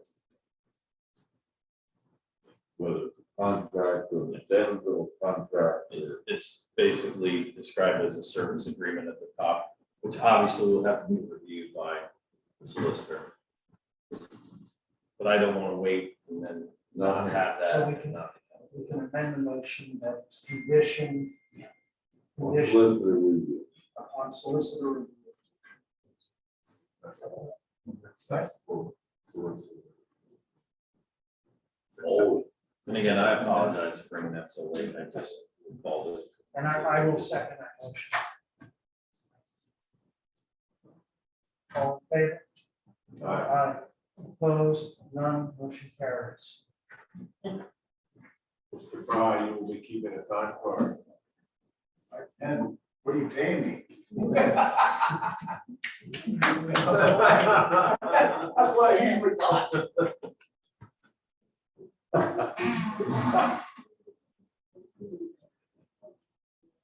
You used to pay me 15 an hour.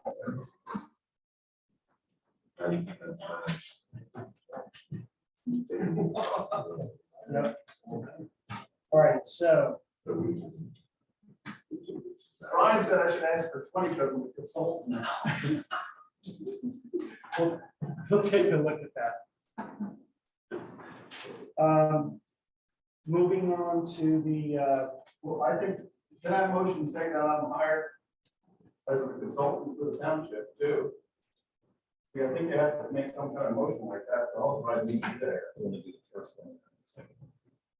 so your name was in the first one, so I'll make, I will do I that. just want to be legal.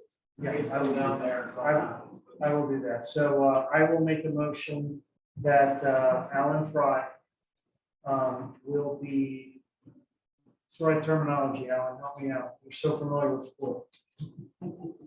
So Technician. A technician consultant at the pool for Yeah, it's like, Cocalico So when the Township toilet keeps flushing, I'll turn it off.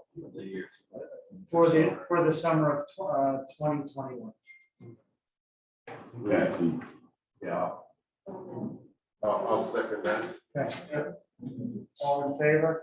Aye. Opposed? None. Motion carries. Thank you all. Thank you, Alan. You're welcome. I can't believe this. Okay. Moving on to the 2021 Township Spring Newsletter. Were there any changes, corrections, additions, addendums? Be on page 3 just to be sure that the pool rates are correct. And you had a chance to review that? Yeah. Okay.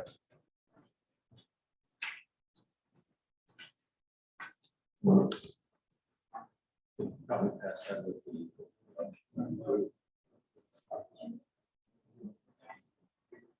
Confirming the rates. Should have gotten it today. Yeah.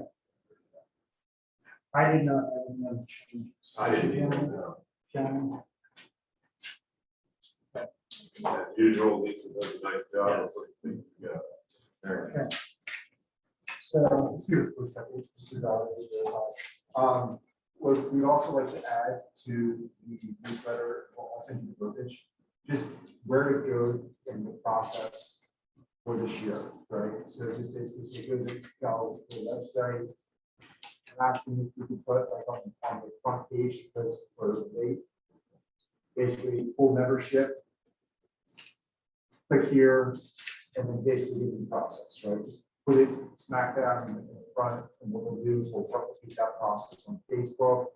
We speak out those groups on Facebook as well.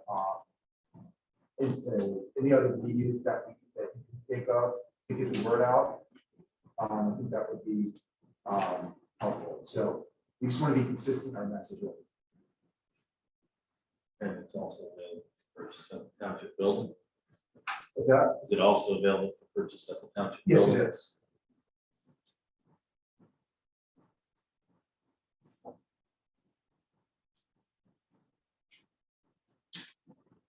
so you're adding that language We're gonna add that, yeah, we're gonna add that language to it. to the newsletter. do the newsletter. Yes. Okay, Because I want to make sure everything's consistent. Okay, okay. it's important. Okay, so here's what we can do, so we don't delay the newsletter any further. What we could do, Eddie, we can make a motion to go ahead and approve the newsletter, conditioned upon confirmation that the pricing is correct. Okay. And that you're adding the references there to the locations in which you get the information. That's correct. Okay, Yes, perfect. comfortable with that? Yeah. Yes. That's good. Okay. Comments, questions? Okay. Anyone want to make that motion? Okay, I will make that motion. That we are, approve sending the, sending the 2021 spring township newsletter to the printer with revisions to the pool rates. And conditioned upon checking the pool rates and conditioned upon you adding then the references in terms of where the location is for Register for membership. registering for membership. Yes, exactly. I'll have it to you by, start tonight. Thank you. All in favor? Aye. Opposed? None. Motion carries. Thank you. Okay. You get what we said tonight. Oh, yeah, absolutely. Yeah. And let me give you the whole packet here. That she printed for the newsletter, so you guys can.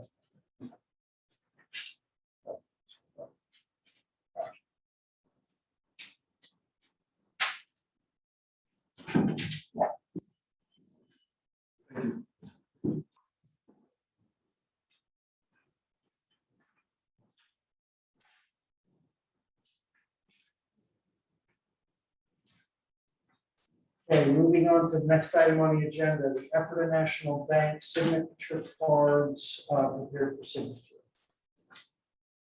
Jeff, you want to make a comment about that?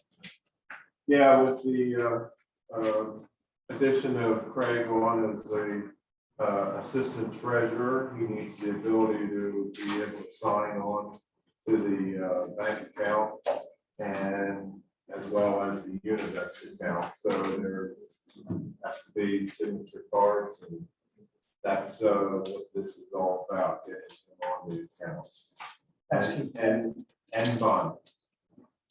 So yes, we do the motion there. Yes, you want to make that motion? Yes, the motion would be to add Craig Eversole to the Ephrata National Bank account and to sign the signature cards as prepared. And I will second that. All comments, questions? All in favor? Aye. Aye. Opposed? That's it. Abstained? Motion carries. Okay.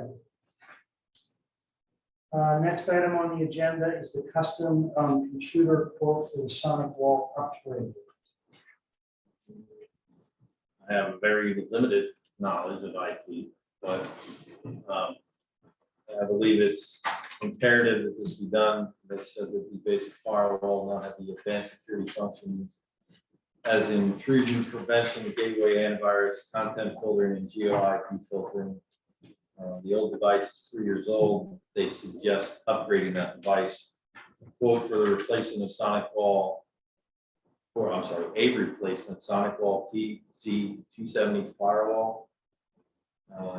It will fully utilize the increased bandwidth once Windstream installs, which we've talked about in previous meetings, and the quote is for $1,199.95. So let me add to that. So basically what this is think of external hacking and someone hacking into our system here at East Cocalico. And this is an upgrade to deter the hacking external to building into our computer system, into our computer hardware. Okay. Comments, questions? Windstream is going to be upgrading our lines coming in to increase the megabytes. We talked about it, I think, the last meeting before, and that was signed off on previously, and the equipment was ordered, and they still haven't given me a date exactly when they're going to do that upgrade, but that's coming. So I think this will then coincide with the Windstream upgrade. The reason I asked is just in the financial condition that that company is actually in, with how being sold to Connecticut, and, you know, the obvious situation that they find themselves, you know, lower, there's other providers in the area, Blue Ridge comes to mind, that could actually provide the service that are in the financial situation that they're in. Just food for thought. The water authority uses Blue Ridge, we use Blue Ridge, but it will not have our system would not have the increased capability of fiber optic that they're running.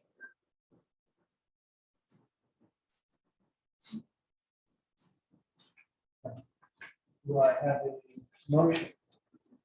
I would go with $799.99. For the sonic wall upgrade? Okay. I have a second. Allison. Okay. Comments, questions again? All in favor? Aye. Opposed, none, motion carries. Next item on the list is the Vertex mechanical quote for the air conditioners. This work was actually done today due to the fact that the water authority in the back corner, boy, they were roasted back there. We had talked about it. I had told everyone in reference to I approved it due to the fact that that Vertex came out and found a substantial leak in the one system that was outside. Part of the building was cool. The water authority side was not. It was showing an error. And before it gets really hot, they came out and did the work this afternoon. This was an emergency repair. Very much so. We were fine with the water authority, so. Was that unit the one Vertex put in originally? Yes, but it did not. They came back and did all the repairs and the couplings and the, I don't know what I should call them, all those things. They did that at no cost to us. This was something completely different. When they went outside and looked at the units, they found the leaks. There's none more warranty. Yeah, okay. Because that's what it reason, because when they put it in originally, they didn't do it right. Well, and there were some parts that they, you know, were talking about. They got fixed. They installed the fix, but this was something different. Okay, I just wanted to be sure. Yeah, they took care of what they messed up to begin with. Thank you.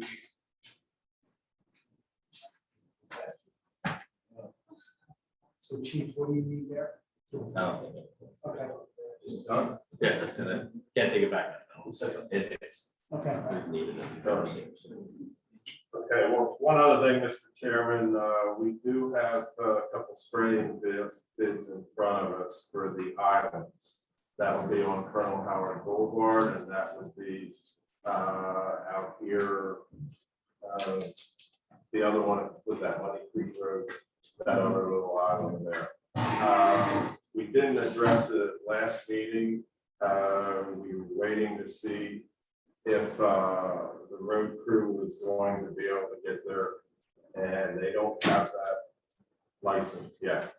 With the COVID and all, it's impossible over the winter to get that done in time. So we will have that done by an outside source. So we do have two bids. We have one from Texter Mountain. He did the spraying last year. He'll put for $900 for that.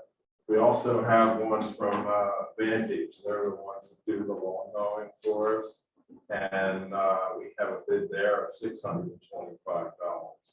I made sure that both vendors, they were using comparable material. And it should be a once and done, similar to what we had last year, where there will be pre-emerged material and it shouldn't need any second or third applications. So it would be my recommendation to go to Advantage for the $625 to do that spray. Mr. Fry, your request. When we talked about Landis, I thought he was gonna spray that for us. The islands? Yeah, I thought he was. Well, I had talked to him with his quote too. He was looking at a different material and like multiple applications. So, you know, my preference was with. Yeah, I just wondered, I thought maybe, okay, no problem with that thing. With being able to come out and get it once and done and having it hold out for the year. You know, I think that was a preferable way to go, in my opinion.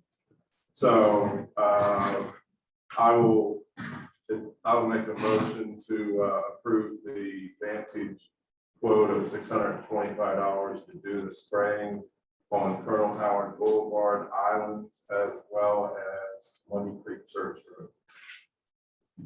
Do I have a second? What about spraying the island in Rose Hill? Uh, 88-year-old woman pulls the weeds out of there, and she still doesn't know really what you guys are saying. What was that done by the township in the past? No, but it should have been. Well, that could be added to the list if perhaps. I didn't know you were doing islands.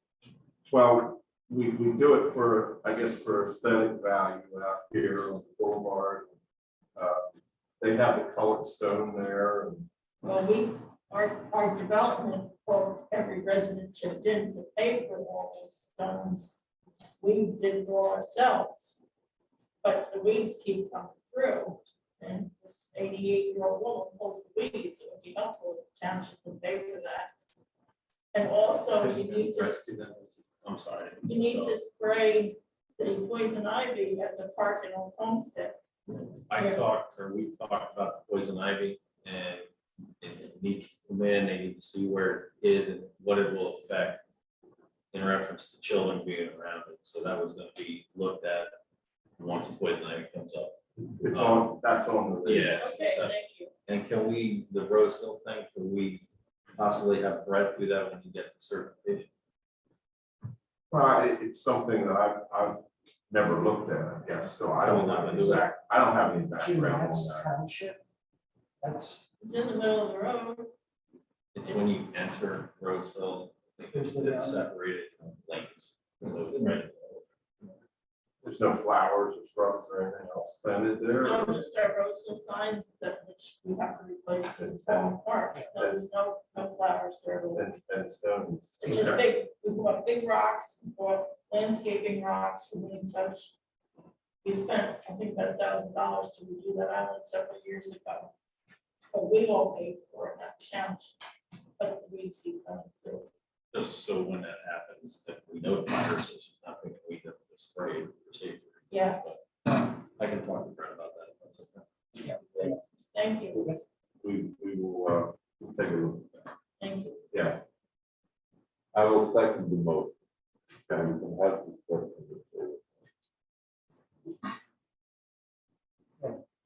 second, Anybody else? Okay. all in favor? Aye. Aye. Opposed, none, motion passes. Okay, thank you. Moving on to department reports. Full reports at the next meeting. Sorry, going to police department. Yes. Yes. I have 2 letters to read with some explanation. The first letter is from Debbie Nelms, our part-time police secretary. On April 9th, she provided me with a letter of resignation from that position. She indicated she enjoyed the last 4 years but with many changes on our home front, i.e. more grandchildren, more involvement with their care, and this coming summer as well, officially retired from education. And they want to spend a few more months in the warmer climate. So, as we all know, having grandma and grandpa around to do a little bit of childcare helps. So that was Debbie's explanation to me as to be her son's family is expanding. So I would ask for a motion to accept the resignation of the part-time police secretary, Debbie Nelms, with regret but understanding. So moved. I'll second that. Comments, questions, all in favor? Aye. Aye. Opposed? None, motion carries. Next, unbeknownst to Debbie, the day before, Debbie was off, I received a resignation letter.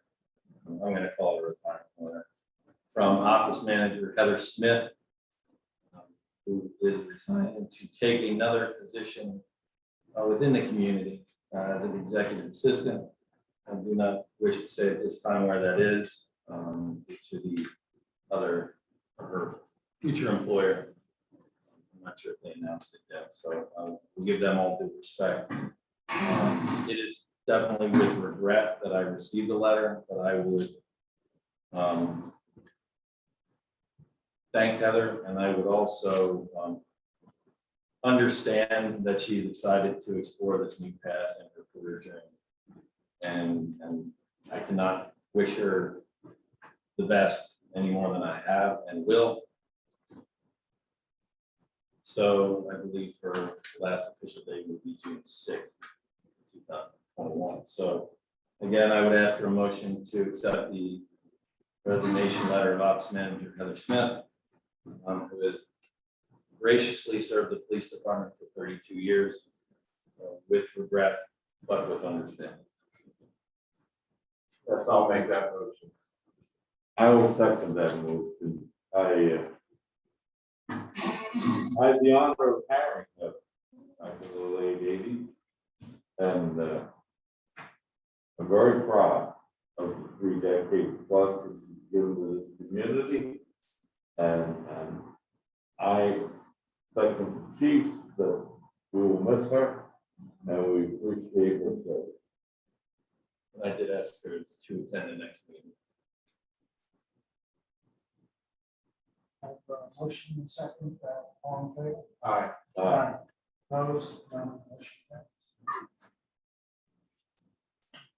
Final thing I have is in reference to a request for a change in police department function, if you will, on a specific item. On April 19th, I received a right to know request in reference to questions in regards to use of personal credit cards for purchases for the police department, and then reimbursements. That right to know request is almost finalized. It has been asked by the department, by prior chiefs and by others for a police department credit card, if you will. There are numerous things where credit cards need to be used. And again, this was asked for previously, and it was indicated that to continue for the officers and or the chief to use their personal credit card to make purchases for the police department. For an example, the one that just happened and the officers attended the training Tuesday and Wednesday. It was a de-escalation training. I sent 7 officers. I think it was 3 Tuesday, 4 Wednesday, or vice versa. That needed to be paid for by credit online to sign up for the class. We do need to use credit card for things like when we do backgrounds, somebody that might be out of state, or to schedule flights, trainings, hotel rooms, those type of things. So to avoid any kind of issues, and here's the stack for the right to know. So it's used extensively, but yet limited. I know that doesn't make any sense, but I try to limit it as much as possible. One of the purchases was for the GoDaddy account, which is one of the reasons why the township got a credit card in reference to the website and the domain. And the other is for the tourniquets we purchased, or that were purchased from North American Rescue at a discount, but again, a credit card needed to be used for $579. That's the way that they did not accept purchase orders like Walls does, for example. So my request would be for a credit card with a spending limit of $5,000 to be utilized by the chief of police or his designee, with strict understanding that it will be used for specific police department purchases, with the caveat that if there is a mistake made, that it be paid for immediately and brought to the attention of the financial administrator in reference to, for example, if the chief or the officer that is given that hands it instead of another card and realizes the mistake after the first time. Yeah, let me just add to that if I can. There's always, you see on the list of bills, there's reimbursements to the chief and others who use their personal credit cards to purchase gear, clothing that's, we have to reimburse through the police contract. I guess from my perspective, it makes sense to kind of centralize this into a credit card to pay for it. The chief, I would, I guess, like to add to that, a significant paper trail goes with that. Purchase agreements follow along, and so there's never any confusion of which officer needed the purchase and that you are signing off on. And I would want, and I would fill out each time it's used, a purchase order indicating what it was used for with receipt. Again, if it's for training and it's for a flight in a hotel, those things can easily be tracked and utilized and paid for in that regard. And it's been my experience that you've been very prudent with keeping up with that and getting them in. So, yeah, and I guess I would like to see the other card we have is with BB&T. It would probably make sense to have a secondary one with a separate bank so that those would never get commingled, I guess. Does that sound reasonable? Fine. Yeah. I can coordinate with the financial administrator on that. Okay. Yeah, I'll make the motion that we go ahead and acquire a secondary credit card here for the chief to use within the police department under those guidelines that we've talked about. And I would second that. Comments, questions? All right. There's a motion and a second. All in favor? Aye. Opposed? None. Motion carries. That concludes my report. Thank you, Chief. Zoning officers report will be presented at the next meeting. Road department report will be presented. It's not. And will be presented at the next meeting. MS4 stormwater report. Just stay for that. Right on time. Yes, sir. Okay, I'll listen to the other stuff out there that people want to have. Okay, MS4, the Stony Run Street Bank restoration project that stretches stream out beside the building here.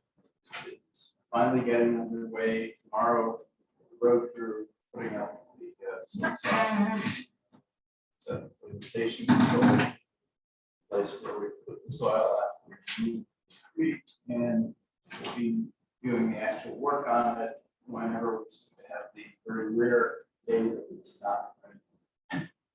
That's entirely weather and can't do as well.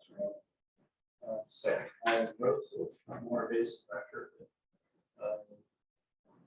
We previously gotten the quote on doing that, cost estimate studies, and now in the process of applying for a grant for watershed restoration. And that carries a 15% matching funds. So I'm working on that, to apply for that project. Total project cost is around $38,000.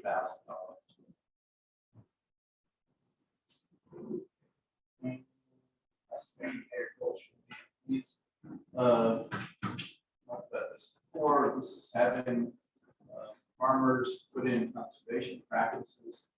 Township can use to get credit for sediment reduction as part of our needs for requirements. And that's underway. We have about a half dozen farmers who expressed some interest in this. And at the moment, we're working out some legal details with the township solicitor. It's a little complicated doing bidding where it's turns out there are going to be multiple winners. Each individual, no one farmer will be able to provide us sediment reduction credit, so we have to go out to multiple winners on the bidding, and that complicates things. So that's underway. It looks like it's probably, it's honestly in a legal pattern. So this looks like it's probably going to work. We get a lot of our sediment reduction credit for this, which would be very much more cost effective than doing stream projects to this one or basin projects. Let me just add a little bit to it. It is still a work in progress. We did, I don't know, gentlemen, if you saw, there was a response from Mr. Goodman today about advertising for this in the paper. I want to have a little conversation with you about a few things I saw there. I'm not sure it's ready to go yet. There's some details there I've got some concerns about how this is being marketed, I guess. So, but there is progress being made on this. We've got genuine interest in the community. It's just a matter of pulling the details together here. It's just waiting for Mr. Goodman to give us a response when we're wanted, I guess. So yeah, I want to get with you there, Ken, and discuss this a little further, some of what I saw there. The good news on this is that we don't have to have all this in place until next year. Yeah. So we have time. Yeah. I second your thoughts there, but we're on the right track.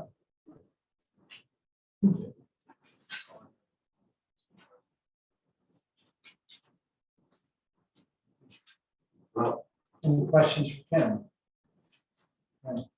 Thank you, Ken. Yes.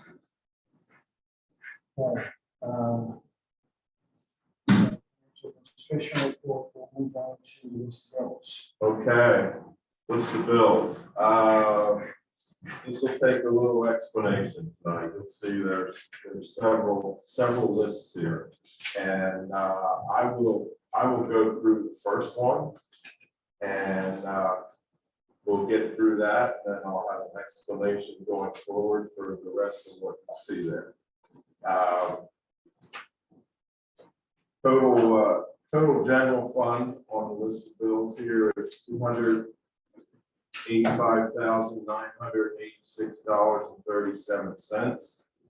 The light fund, $13,291.94.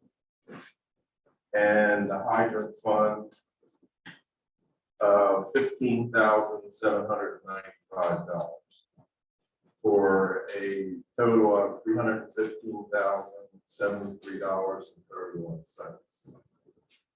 Any questions? Go for it. Yeah. Check number 60881. Glenn Hurst, $600 zoning permit refund. He was asked to apply for a zoning hearing. It was determined it wasn't necessary. So that was a refund of his permit. Okay. All right. Check number 60885, service desk. $839. Give me that number again. 60885. I was looking, I had it underlined, I can't find it. That's the I managed Yeah, service desk monthly support chief. Yeah. That's that comes through frequently. I can get you a better answer. Custom? Or is that the? I'm familiar with that one, I'm sorry. Yeah, I can get you a better answer now. okay. I'm sorry. Okay. That's a monthly bill that comes in. It's I never really took notice of being that high. So. yeah. I can have that for you next meeting. And there's two for the police pension. Now, I didn't realize there's extra sheets there. You talked, you said you're gonna give two. So Yeah. my questions only pertain to the first 2 or 3 sheets that were on the line. These other ones weren't in the, when I checked the sheeting around 4:30, they still weren't on. So anyhow, Okay. police pension, there's 2 different ones, 60868 and 60910. It's about, well, the one's for $3,128, the other was $2,641. Is that 2 different, has to be 2 different ones. 2 different pay periods perhaps. It doesn't say that, though. The pay period's under the same one. It's under, starting date of April 9th, ending date of March, or May 3rd. April 9th and May 3rd, and I couldn't figure it out. That's Well, this, why there'd be 2 of them. yeah, check 910. That's the normal 2-week pay period deposit there at $2,641. Okay, and the other one, 60868, is $3,125. So 868. 3120. That might be attributed to variations in the overtime. You know, that you've seen that happen from time to time. The last thing I have on that, Jeff, is 60923 for the 2 associates. Annual road audit. $1,147. I think I have a copy of that bill. If you'd like. Just tell me what it is. I mean, it says, hey, I didn't know they were doing all that. It's a preparation of the contract, executing the contract. So it's just the way it's packed. It's, keeps on going till the job's done, I guess. Yep. All right, I'll move that. Okay. Thank you. Anybody else? Hearing nothing, I make a motion to approve this list of bills. Motion is a second. All in favor, say aye. Aye. No opposed, motion carries. Motion carried. Okay. Now, moving on, there is a second list of bills. Now that Mr. Ebersol is assistant treasurer, he's made a suggestion that we present a list of bills before we sign the checks and send them out. And makes sense to me. So this second list of bills has not been executed yet, but it's being presented here tonight. The checks are written, they're ready to be signed and sent out, but we are presenting them and we will vote on it before that happens. Is that an accurate description, Craig? Okay, so this second list of bills from the general fund is for $41,881.50. So any questions on that? Yeah, just one question. Go ahead. Playing devil's advocate. If I come in tonight and I ask you for a question and you don't have the answer, you're gonna wait 2 weeks till next meeting to pay the bill. No, if the board approves it, if the board approves it, we'll pay it. Well, I don't, it's your policy, but most of this stuff is already budgeted anyhow. It is. Well, most of it is budget, Yeah, but here's my issue though. that's okay. But budgeted means that it's okay to buy. Right. The invoice generally will not come with the goods and service. I mean, you That's generally don't go That's there yet. The invoice comes to that. Right. The invoice may or may not be active until you marry up that invoice with either the PO or what you bought, okay? And at that point, now you can approve the bill to be paid. The budget says, yes, you will buy it, Right. but somewhere in there, you need eyeballs that look at it and say, and yes, it hit the right category in the budget, because you know that there's a whole lot of lines. It hit the right category, we're not over budget in that category, and the bill is a true reflection of what we bought. There were occasionally the checks were signed and sent out, and then the bills were approved. But in this case, it was going to be a 2-week lapse, or 2 or 3 week lapse. And I said, well, we have no recourse then. If it's a bad bill, so to speak, we have no recourse, because not only will the check have been sent out, it'll have to cash. Thank you. Sure. Go ahead. Check number 60949, Paul B. $291.03. That was for the pressure washer that was purchased for the pool. It is an electric pressure washer that's needed. So that Brett called me and asked, and I said yes. Because they need to make certain things at the pool with that. And then the RNL security systems, the last item on this, service call 5 cameras, the camera system down and the police department was not functioning. They had to come out, reset some things, adjust some things, so our camera could get working. In the meantime, we use body cams in the areas we needed to. Good enough. Anybody else? We rent the modems from Consolidated and can buy our own. Chairman? That's number 60950. It's on the last page. The standard protocol in the industry, June, is the modems tend to be rented. The reason is if you buy your modem, there's software upgrades on the modem side or on the transmission side from the carrier, then they will not service the modem. They will not do any upgrades to the modem. So that's why people actually rent the modems. So that way, any upgrades that occur, they're automatically, the hardware is easier to upgrade. It's funny because they told us to buy our own. Because they don't upgrade the. We rent our. we rent ours. Consolidated, that's what we have. But we have to buy our own modems because they no longer service the ones that we rented.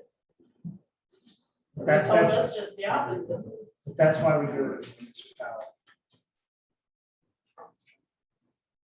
Okay. Okay. Anybody else? Hearing none, I make a motion, we approve this list of bills as presented. Second, all in favor? Aye. Opposed, none, motion carries.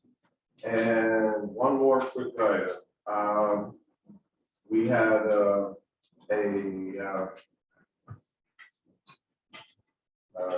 normally the payroll here is done every 2 weeks. And we have a total there.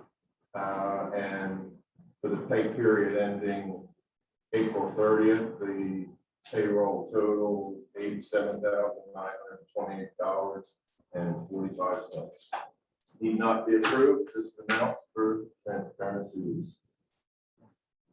Thank you. So takes care of my report. Okay. Old business, continued discussions, Fire and Emergency Services Institute, Jeff. They table And the North Williamstown Road and Colonel Howard Boulevard.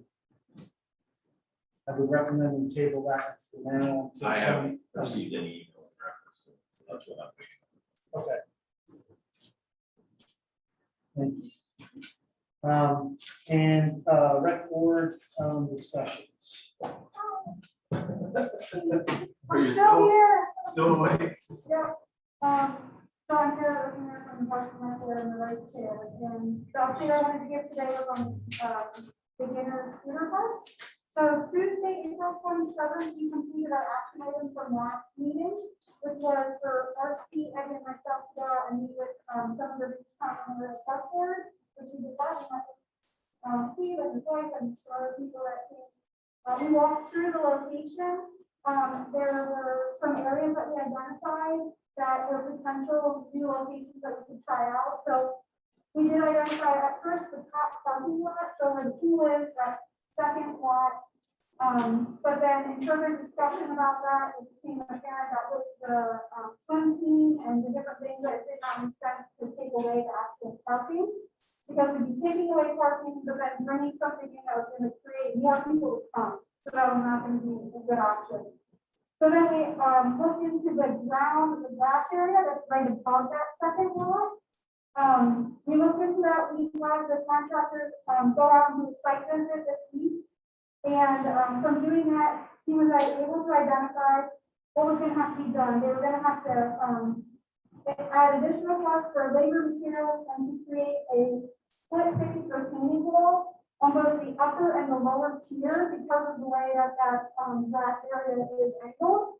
And so that was going to put the new price to move the same design, that same beginner's part, up to $51,000. So our original location came in at $21,200 to be ADA compliant.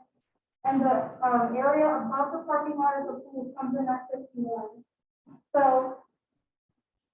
the recommendation is that to go with the original spot because of the major increase in the budget for the project.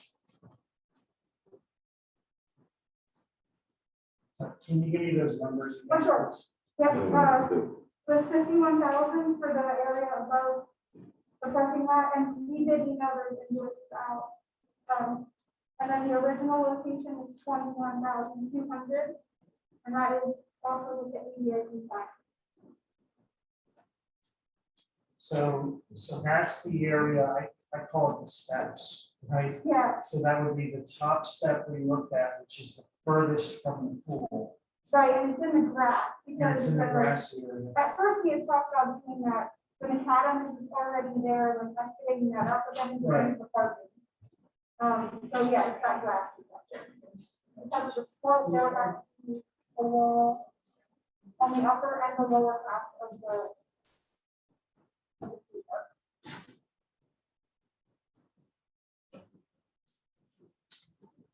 Yeah, we might also, that's a good point. If cars are parked there, then you probably have to look at some type of fencing or something because of the board goes. And the car, because the cars are parked, they park right there at the grass. Okay.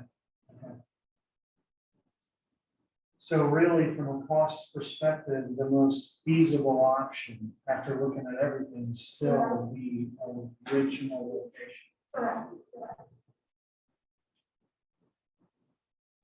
So what about, sorry. Yes, please. What about like the stone or a wall box, have all this extra green space in places like that. Public parking, concerns. Another concern is there have to be areas to change the use out of the park rules. Because there's no skate around. So I think in the ordinance it says that you can't, as long as it's designated as a. Well, the signs have to be changed. Text.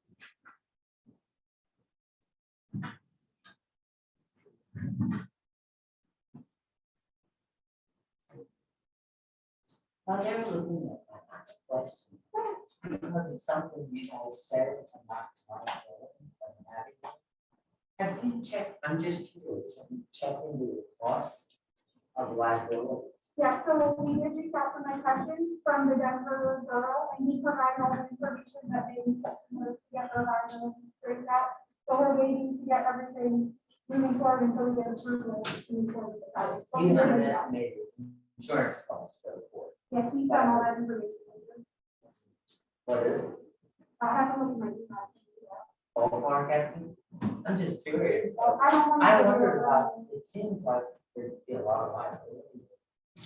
And then section two, park, we're going to have to move, without skateboarding in the park, so we're really gonna have to enforce that rule, because our liability will go up.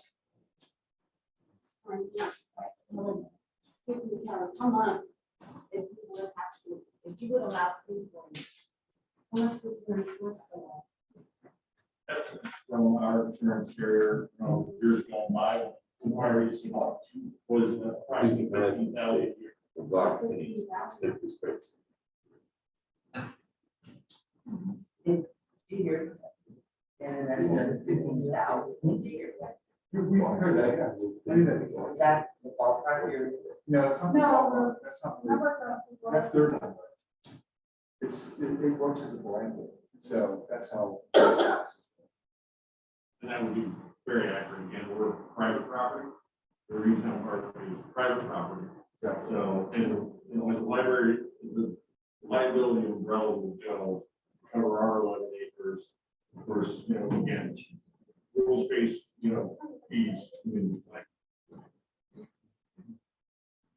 So normally you have more insured, it's blanket. And the full cost plus from, the entire insurability of all the systems, not just. Right.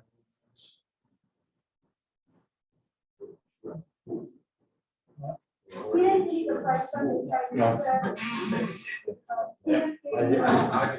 included in, you have to have the size and the pieces of the equipment, and then they included into the equipment that they have at that point. I believe Judy talked to the insurance company and also talking to Mike Hessian, and they have a certain height limit. 4 foot, I think it's 4 feet. We're way down. Yeah, it's way below. That was what I was told. That's what Kilmer related to stuff that. That's right, I do, yeah. Yep. So did you happen to have an estimated cost, talking to them at all? No, they made it clear to us, if you're gonna have 4 foot high banks on this, then that's a different level. That's a different level, and they want to know about that. And this is just a small bank to it, and they were not concerned about the good part of it being uninsured. So we did want to see a print of that day, right, Chief? That's how that went out. So we supplied them with that.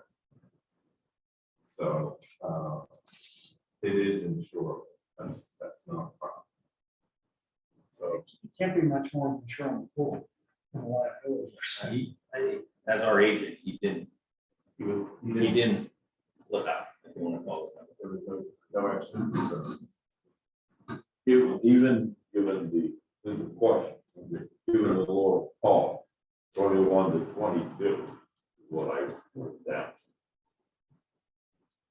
Would we still have to go to field bid on it? No, I think they're right under the threshold. We're under the good 22,000. We got it at 21, 5.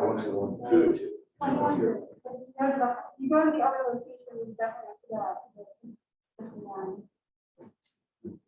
We're under the threshold. I knew we were close. You need 3 phone bids under that, right? Yes, we got it from the, and the others were presented, back in. Quite a few meetings ago. Yeah.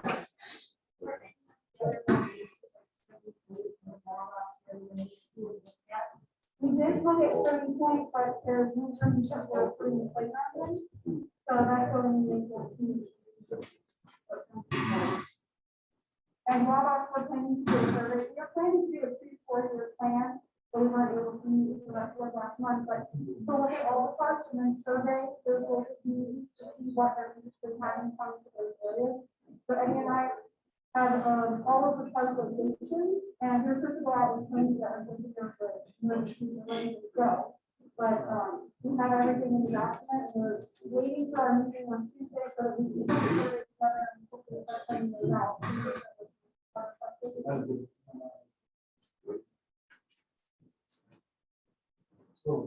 Yeah. Just to be clear, Eddie, the rec board's recommendation is to put it in this original location that you were talking about. Yeah, one of the things, I'll add this, I think one of the things when we walked out there, that I thought about when we went to the other areas is, we could put some kind, those paths are all connected.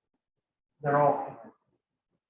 So no matter what we do, because the paths are connected intrinsically, anyone is going to go from one location to the other. They're going to. Regardless of what the insurance states and everything, we both know they're still going to kids are going to transverse from one side to the other. That whole area is an attractive nuisance for kids. We know that. That's why it's there. One of the things we've talked about that could alleviate liability issues would be we put up some kind of 8-foot, 8-foot nice picket decorative fence with a clear indication you are entering private property, you are entering the Greenstown Park. No, please pick up your skateboard or your scooter and do not ride it in this one. With the understanding that doesn't make the Greenstown Park into the bad guys in this. Remember, the park was donated to the community in 45, Right. the community member maintained their tax dollars. So, you don't want to call out that to say, these people are not supportive of this. That's not the way this is started. No, and that's not the intent. I mean, the intent there would simply be just to let the kids know, please walk your scooter, or please walk your. It's the same thing as when they come into the pool, they're right down, they're not supposed to be running. When they come into the pool and they're running, quit running, guys. Be respectful, pick up your board. Yeah, please be respectful, pick up your board. Is there some kind of signage that we could help provide to the park there to help mediate your concerns on this? So I think what we'll end up doing is, again, what will end up happening is the police will have to enforce it. That's what's done today. So again, the call elevation, will be, it will be what it is. So again, we voiced our concern. I think this is what the township's supposed to do. Again, the residents voiced their concern.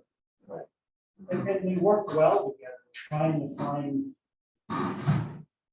was there a feasible other location? Yeah, just right here. What's wrong? I'm sorry, but I'm gonna say this. I see both sides. I have nothing against it, but I understand where these guys are coming from. Your next door neighbors. And you expect kids to listen to the rules when clearly we have adults who don't. I can say from experience, they actually do listen to the rules very, very well at Denver Skate Park. I'm just saying, I don't want to label anybody in any way. I understand everybody's concern, but it's my understanding from talking to many people, Denver Borough Council, Denver Borough Manager, that they have very few issues. Chief, yes, but the issue here is, this is next door neighbor. I mean, I know exactly what they're talking about. And that's the whole difference here. That is the entire difference. The other thing down in Denver, a lot of their paths are stone, not even in town. So trying to ride a skateboard across the stone, I think that's.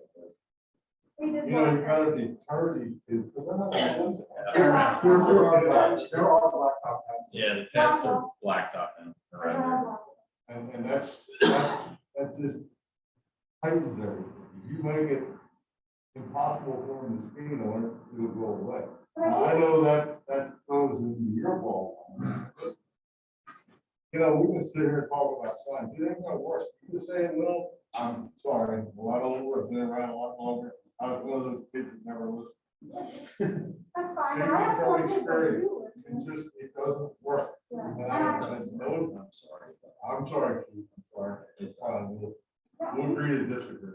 We have signs down at the Denver School, when kids do listen, there's certain things they're not allowed to do there, and they do read the sign and stop. And if another child sees another kid doing it, they'll say, hey, you can't have cakes over there, or not allowed to drink on the, sitting on the deck, you're not supposed to do that. And the one advantage Denver has over us is it's their park. This is No, two it's separate entities. It's not the Denver Park. It's not owned by Denver. It's not run by Denver Borough. Okay. There's a park committee that runs it. That actually supported. Right, but all we're saying is we're not going to do the neighbor. They're not on the next door neighbor basis. Well, I have a solution, so we can always chop off the path right there, put some stone down, you know what I mean? And that way they know they can't skate, they have to get off the skateboard. You know what I mean? If that's the issue, people want to get them off the skateboard, just cut off the path right there, you know what I mean? Or, Is that where your walkers and your bikers? You know, I mean, and if you people just, look, it's manageable, so it's, again, it's a great addition between them, they're really good. It is just a bad location. As neighbors, certainly, as neighbors, while trying to provide recreation to youth of our communities, yeah, it's great, it's a great project, it's not a great location, but Yeah, well, I think we've done due diligence here. We've talked about this from every angle. We've looked at every location in that park around the pool. You know, I'm ready to see this move forward in the location we talked about. So I will make that motion to award that contract to Arnett Concrete for the $21,200 to proceed and move ahead. I will second that. Excuse me, but you have an ordinance here that doesn't allow skateboarding, so how's that gonna happen? You're violating your own ordinance. We can change that before the concrete is ready to use. Additional change of road. Yes, Have an emotion. and ordinance 150 allows you to go ahead and designate it. If it's a designated use for skateboarding, it's already in there. You just gotta sing the song.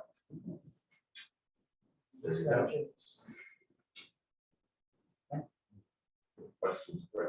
Questions, Greg, comments? All in favor? Aye. Opposed? None, motion carries.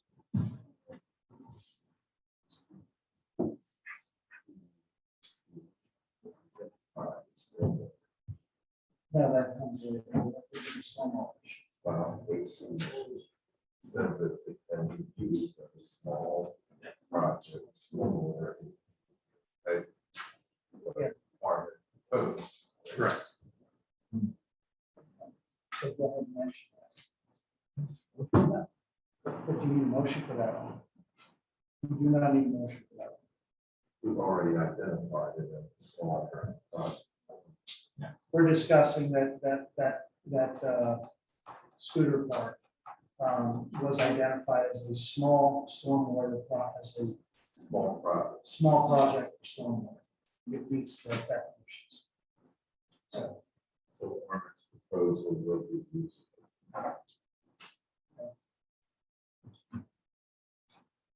Okay, new business informational. I have some informational business for. Can I just make next words, just regarding the parking report, just the updates, May 17th is when the Stone Park playground is going to be executed.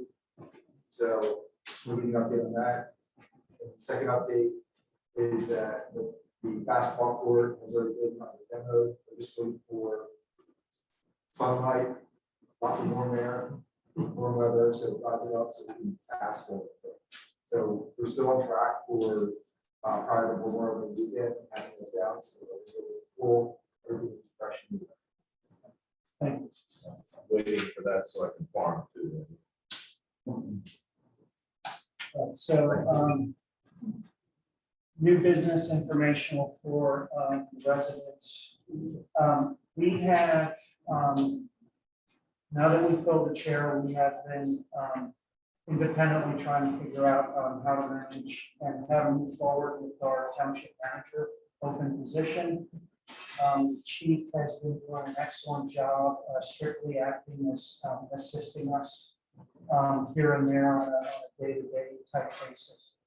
We had one of the executive sessions that we had, we actually sat down and had a discussion with Denver Borough.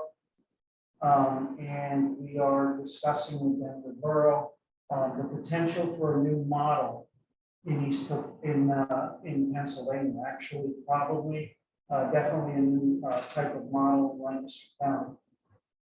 We are looking at the feasibility and the plans and studying the possibilities of moving forward and sharing a township manager for both locations, for the borough and East Cocalico Township.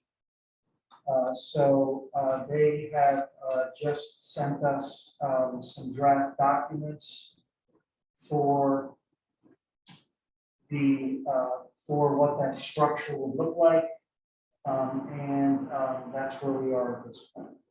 Strictly contractual type discussions. We do need to have an executive session before the end of the meeting because there are a couple of things in there that would be executive session. So just in transparency with the community, just to give you an idea of the work that we are doing in the background. Okay.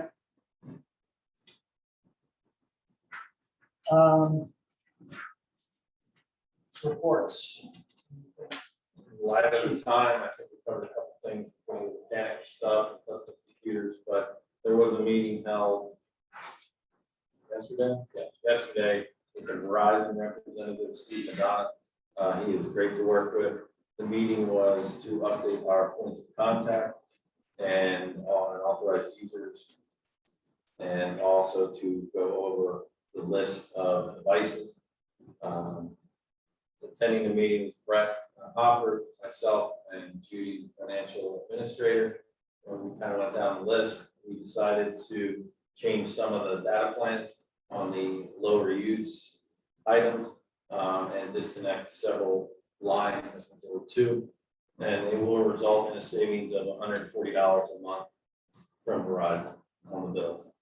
And we plan to do that either every 6 months or at least every year. We added Judy to the authorized user. Now she can access the bills online. And I continue to be an authorized user. And we removed some other people. So we move forward in that direction and save a little bit of money. That's basically all I have. Thank you. Okay, public comments for non-agenda items. Yes, sir. No, ma'am.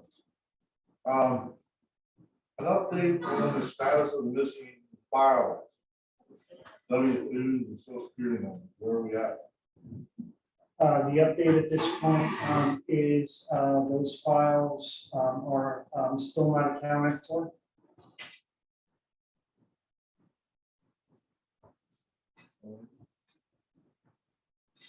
And they're still being looked for inside the building. So, All right. Well, my wife has remained still.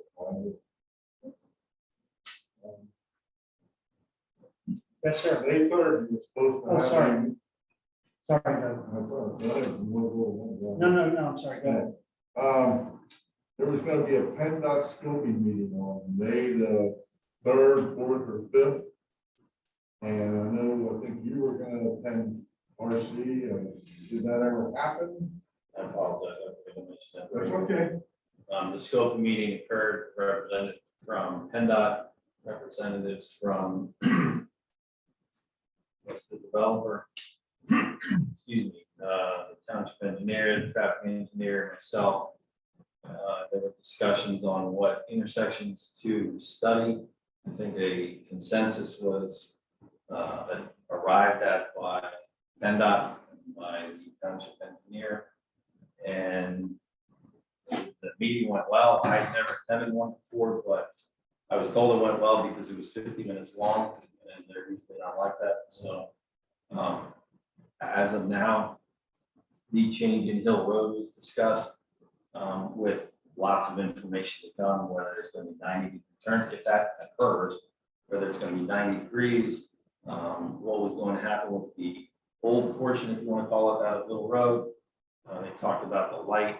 Again, we talked about the different intersections, talked about traffic numbers, traffic flows, and explained some trucks going in that are going to take product into the warehouse would be fully loaded from floor to ceiling, which I don't know anything about trucks, I'm sorry, but I don't know that they do that when they're traveling down the road. So it's going to be a differentiation in numbers of coming and going into the plant or into the warehouse. A lot of explanation was given on different items, but there was a lot of no comments on the sheet, on the minutes that were sent out initially, or the agenda, I guess it would be, from PennDOT.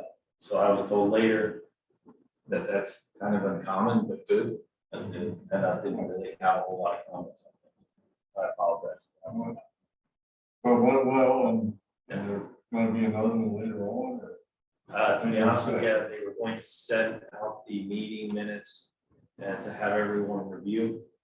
And there was some discussion that I had with each board member individually in reference to it, and there were no real changes to what PennDOT or decided. Thank you. And you guys already talked about it, I just had down here about the road crew and the pesticide license, so you touched on that, hopefully. That didn't turn out to be like watching paint. And I can't, and that was the COVID excuse is getting old. I'm sorry. It's getting really old. It's getting old coming to meetings every time too.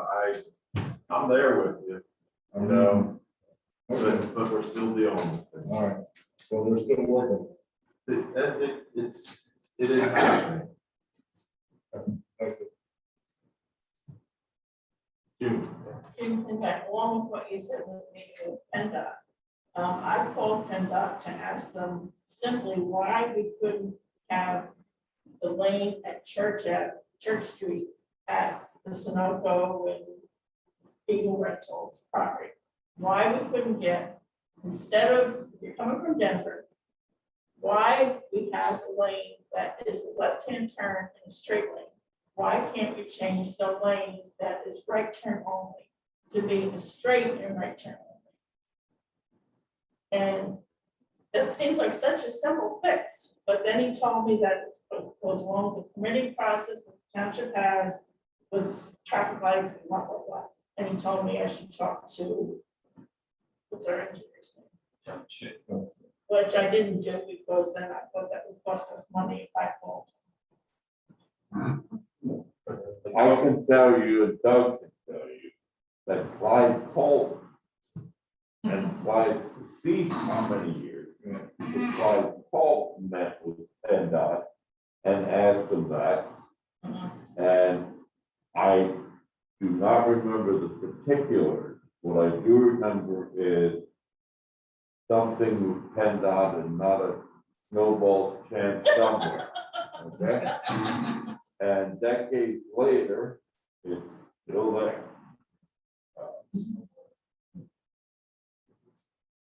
I mean, it has been looked at for decades. So why can't we do something about it? Why can't we get our engineer to talk to their engineer and get it changed? Well, they don't have an engineer, they have 800 engineers. And what you have to do is find the one who's actually important enough to say yes. Well, he did call me back, and he told me just talk to John Schick. And I'm sure he was very polite, Yeah, he was. but nothing happened. Right. There you Because go. he told me to talk to John Schick, which I wasn't gonna do, because I don't want to spend the township's money by calling him. But it seems like such a simple fix. The same with the shoulder on 272. Everybody makes the right hand turn where there's. We asked for not supposed to striping. be. We asked for striping on that shoulder and a sign that said no turns from shoulder. We got the same snowball, so. Well, if there's no And then striping, you can Shannon turn Road, I it. have it there. It's like, If there's no striping. if there's you no can striping and turn. no sign, you can, and that was an enforcement issue that was discussed with the district attorney's office many years ago and we were told not to cite anyone for that because you can't. Speaking of that, we do have a TIF meeting on Monday. I'm sorry. I was looking at my calendar, I was hoping, I think I can be there, but. I'm not. When is this happening? Usually the manager all gets ran out. Maybe that could be supervisor. And it- I'm not sure Matt Burns, I'm not sure. Don't ask me. By email, they said they are. That said, Yeah. that said. I think I. We don't have to have them, you know. We don't have to have them at every meeting. We could save some money by not having them.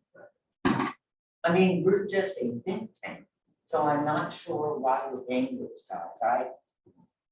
Somebody help me. I'm not sort of a lone ranger on that. Right, I think it was one other question. I'll let you know, because I think I can. do that. Yeah, just, yeah. Yes, sir. Lorenzo tomorrow. I was just wondering, like, which of you guys takes care of all, like, right to notes?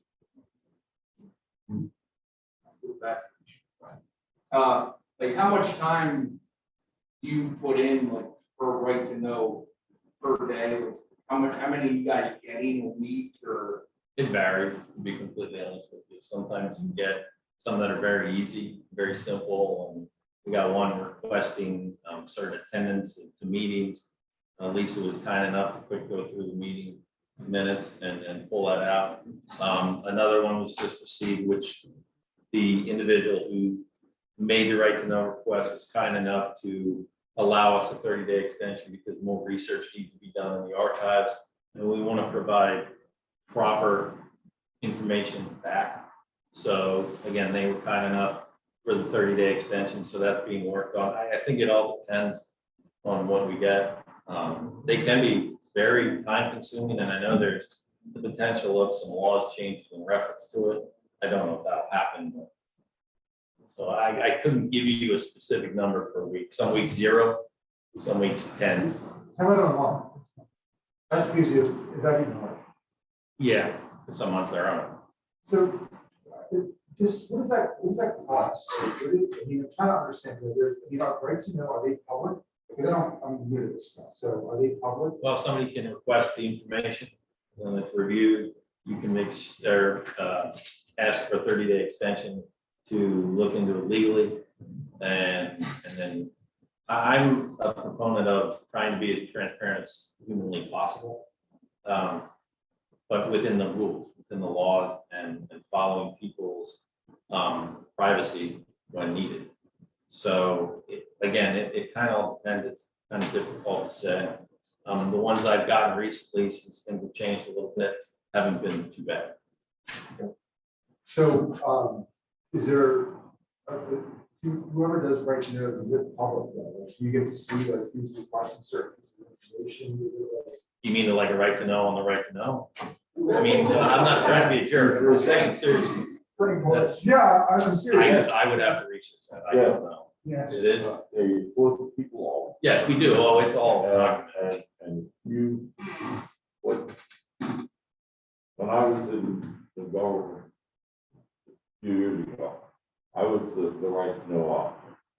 And people all, and if someone wants to know what right to know request you received between April 1 and April 15, and what if they ask and have you? Sure thing, you can ask for the right to know, the right to know. You submit a right to know, you have 5 days. 5 days to respond to it. It's frequent that you may seek that 30 days. It's very likely that you'll get that 30-day window approved. That's highly likely. You then respond, however you want to, turn it down completely, but part of it, whatever. Then it's up to the recipient to decide they like what they heard, they like what they got, or they're not happy. So they appeal in Harrisburg, to the whole little office, okay? They appeal up there. They sit up there and they try to play Solomon and have to be. And sometimes it works and sometimes it doesn't. I mean, do you feel like the nature of them, like, is it a waste of time? No. You have no feeling as to the nature of it. So just No emotion. no motion, just strictly business. It is strictly, you have a right to know request, and here's what you will do. And you can't ask them why you want to know this, what do you expect to do with it? No. You have a right to know request, and if either party doesn't like what Harrisburg says, you can then appeal to common pleas court. Common pleas court, you would know as Lancaster County Court. If one of the parties doesn't like what they hear there, they can then appeal to Commonwealth Court. And it can be heard on bulk or not. You skip Superior Court and it would go straight to the state Supreme Court. And the whole reason I asked for that, right, like, why do we get so many? Why are you guys getting so many right? Oh, we're not unique. Oh, no. Denver Borough had a discussion, I'm not making excuses, I don't mean it, but Denver Borough had a discussion at the last meeting I attended in reference to them.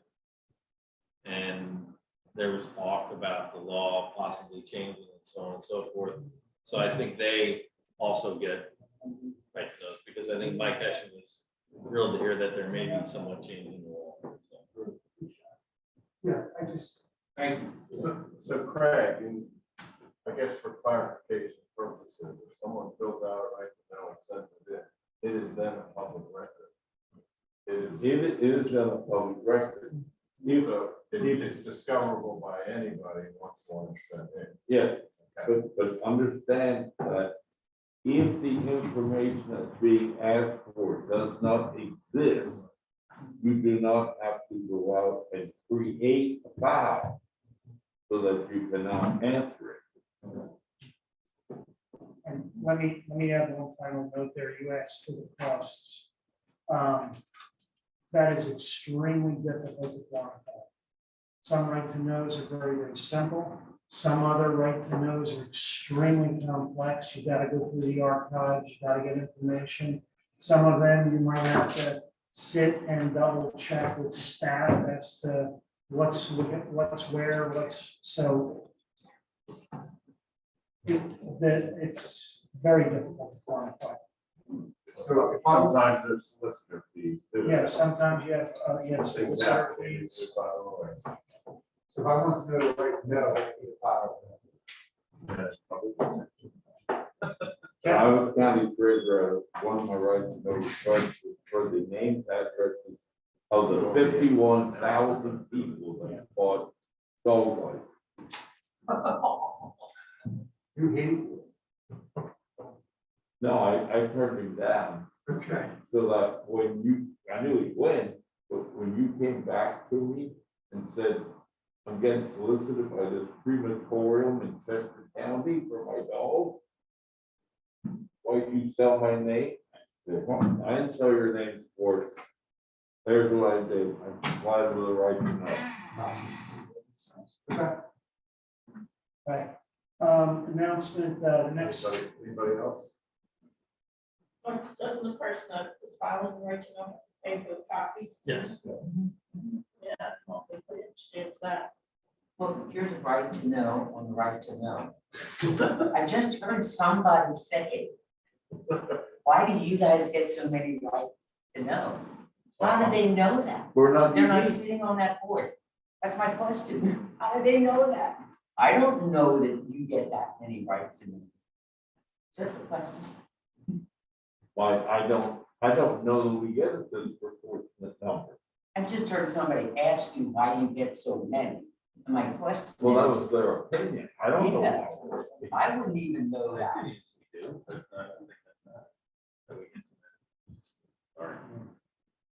All right, the next Board of Supervisors meeting will be held on Thursday, May 20th at 7 p.m.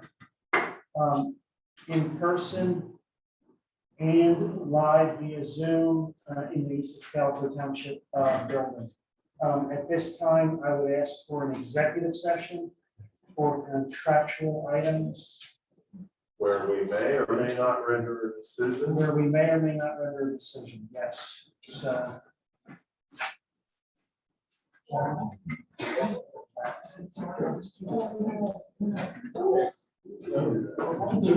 We're asking, I hate that, I haven't told me. Yeah, should help you.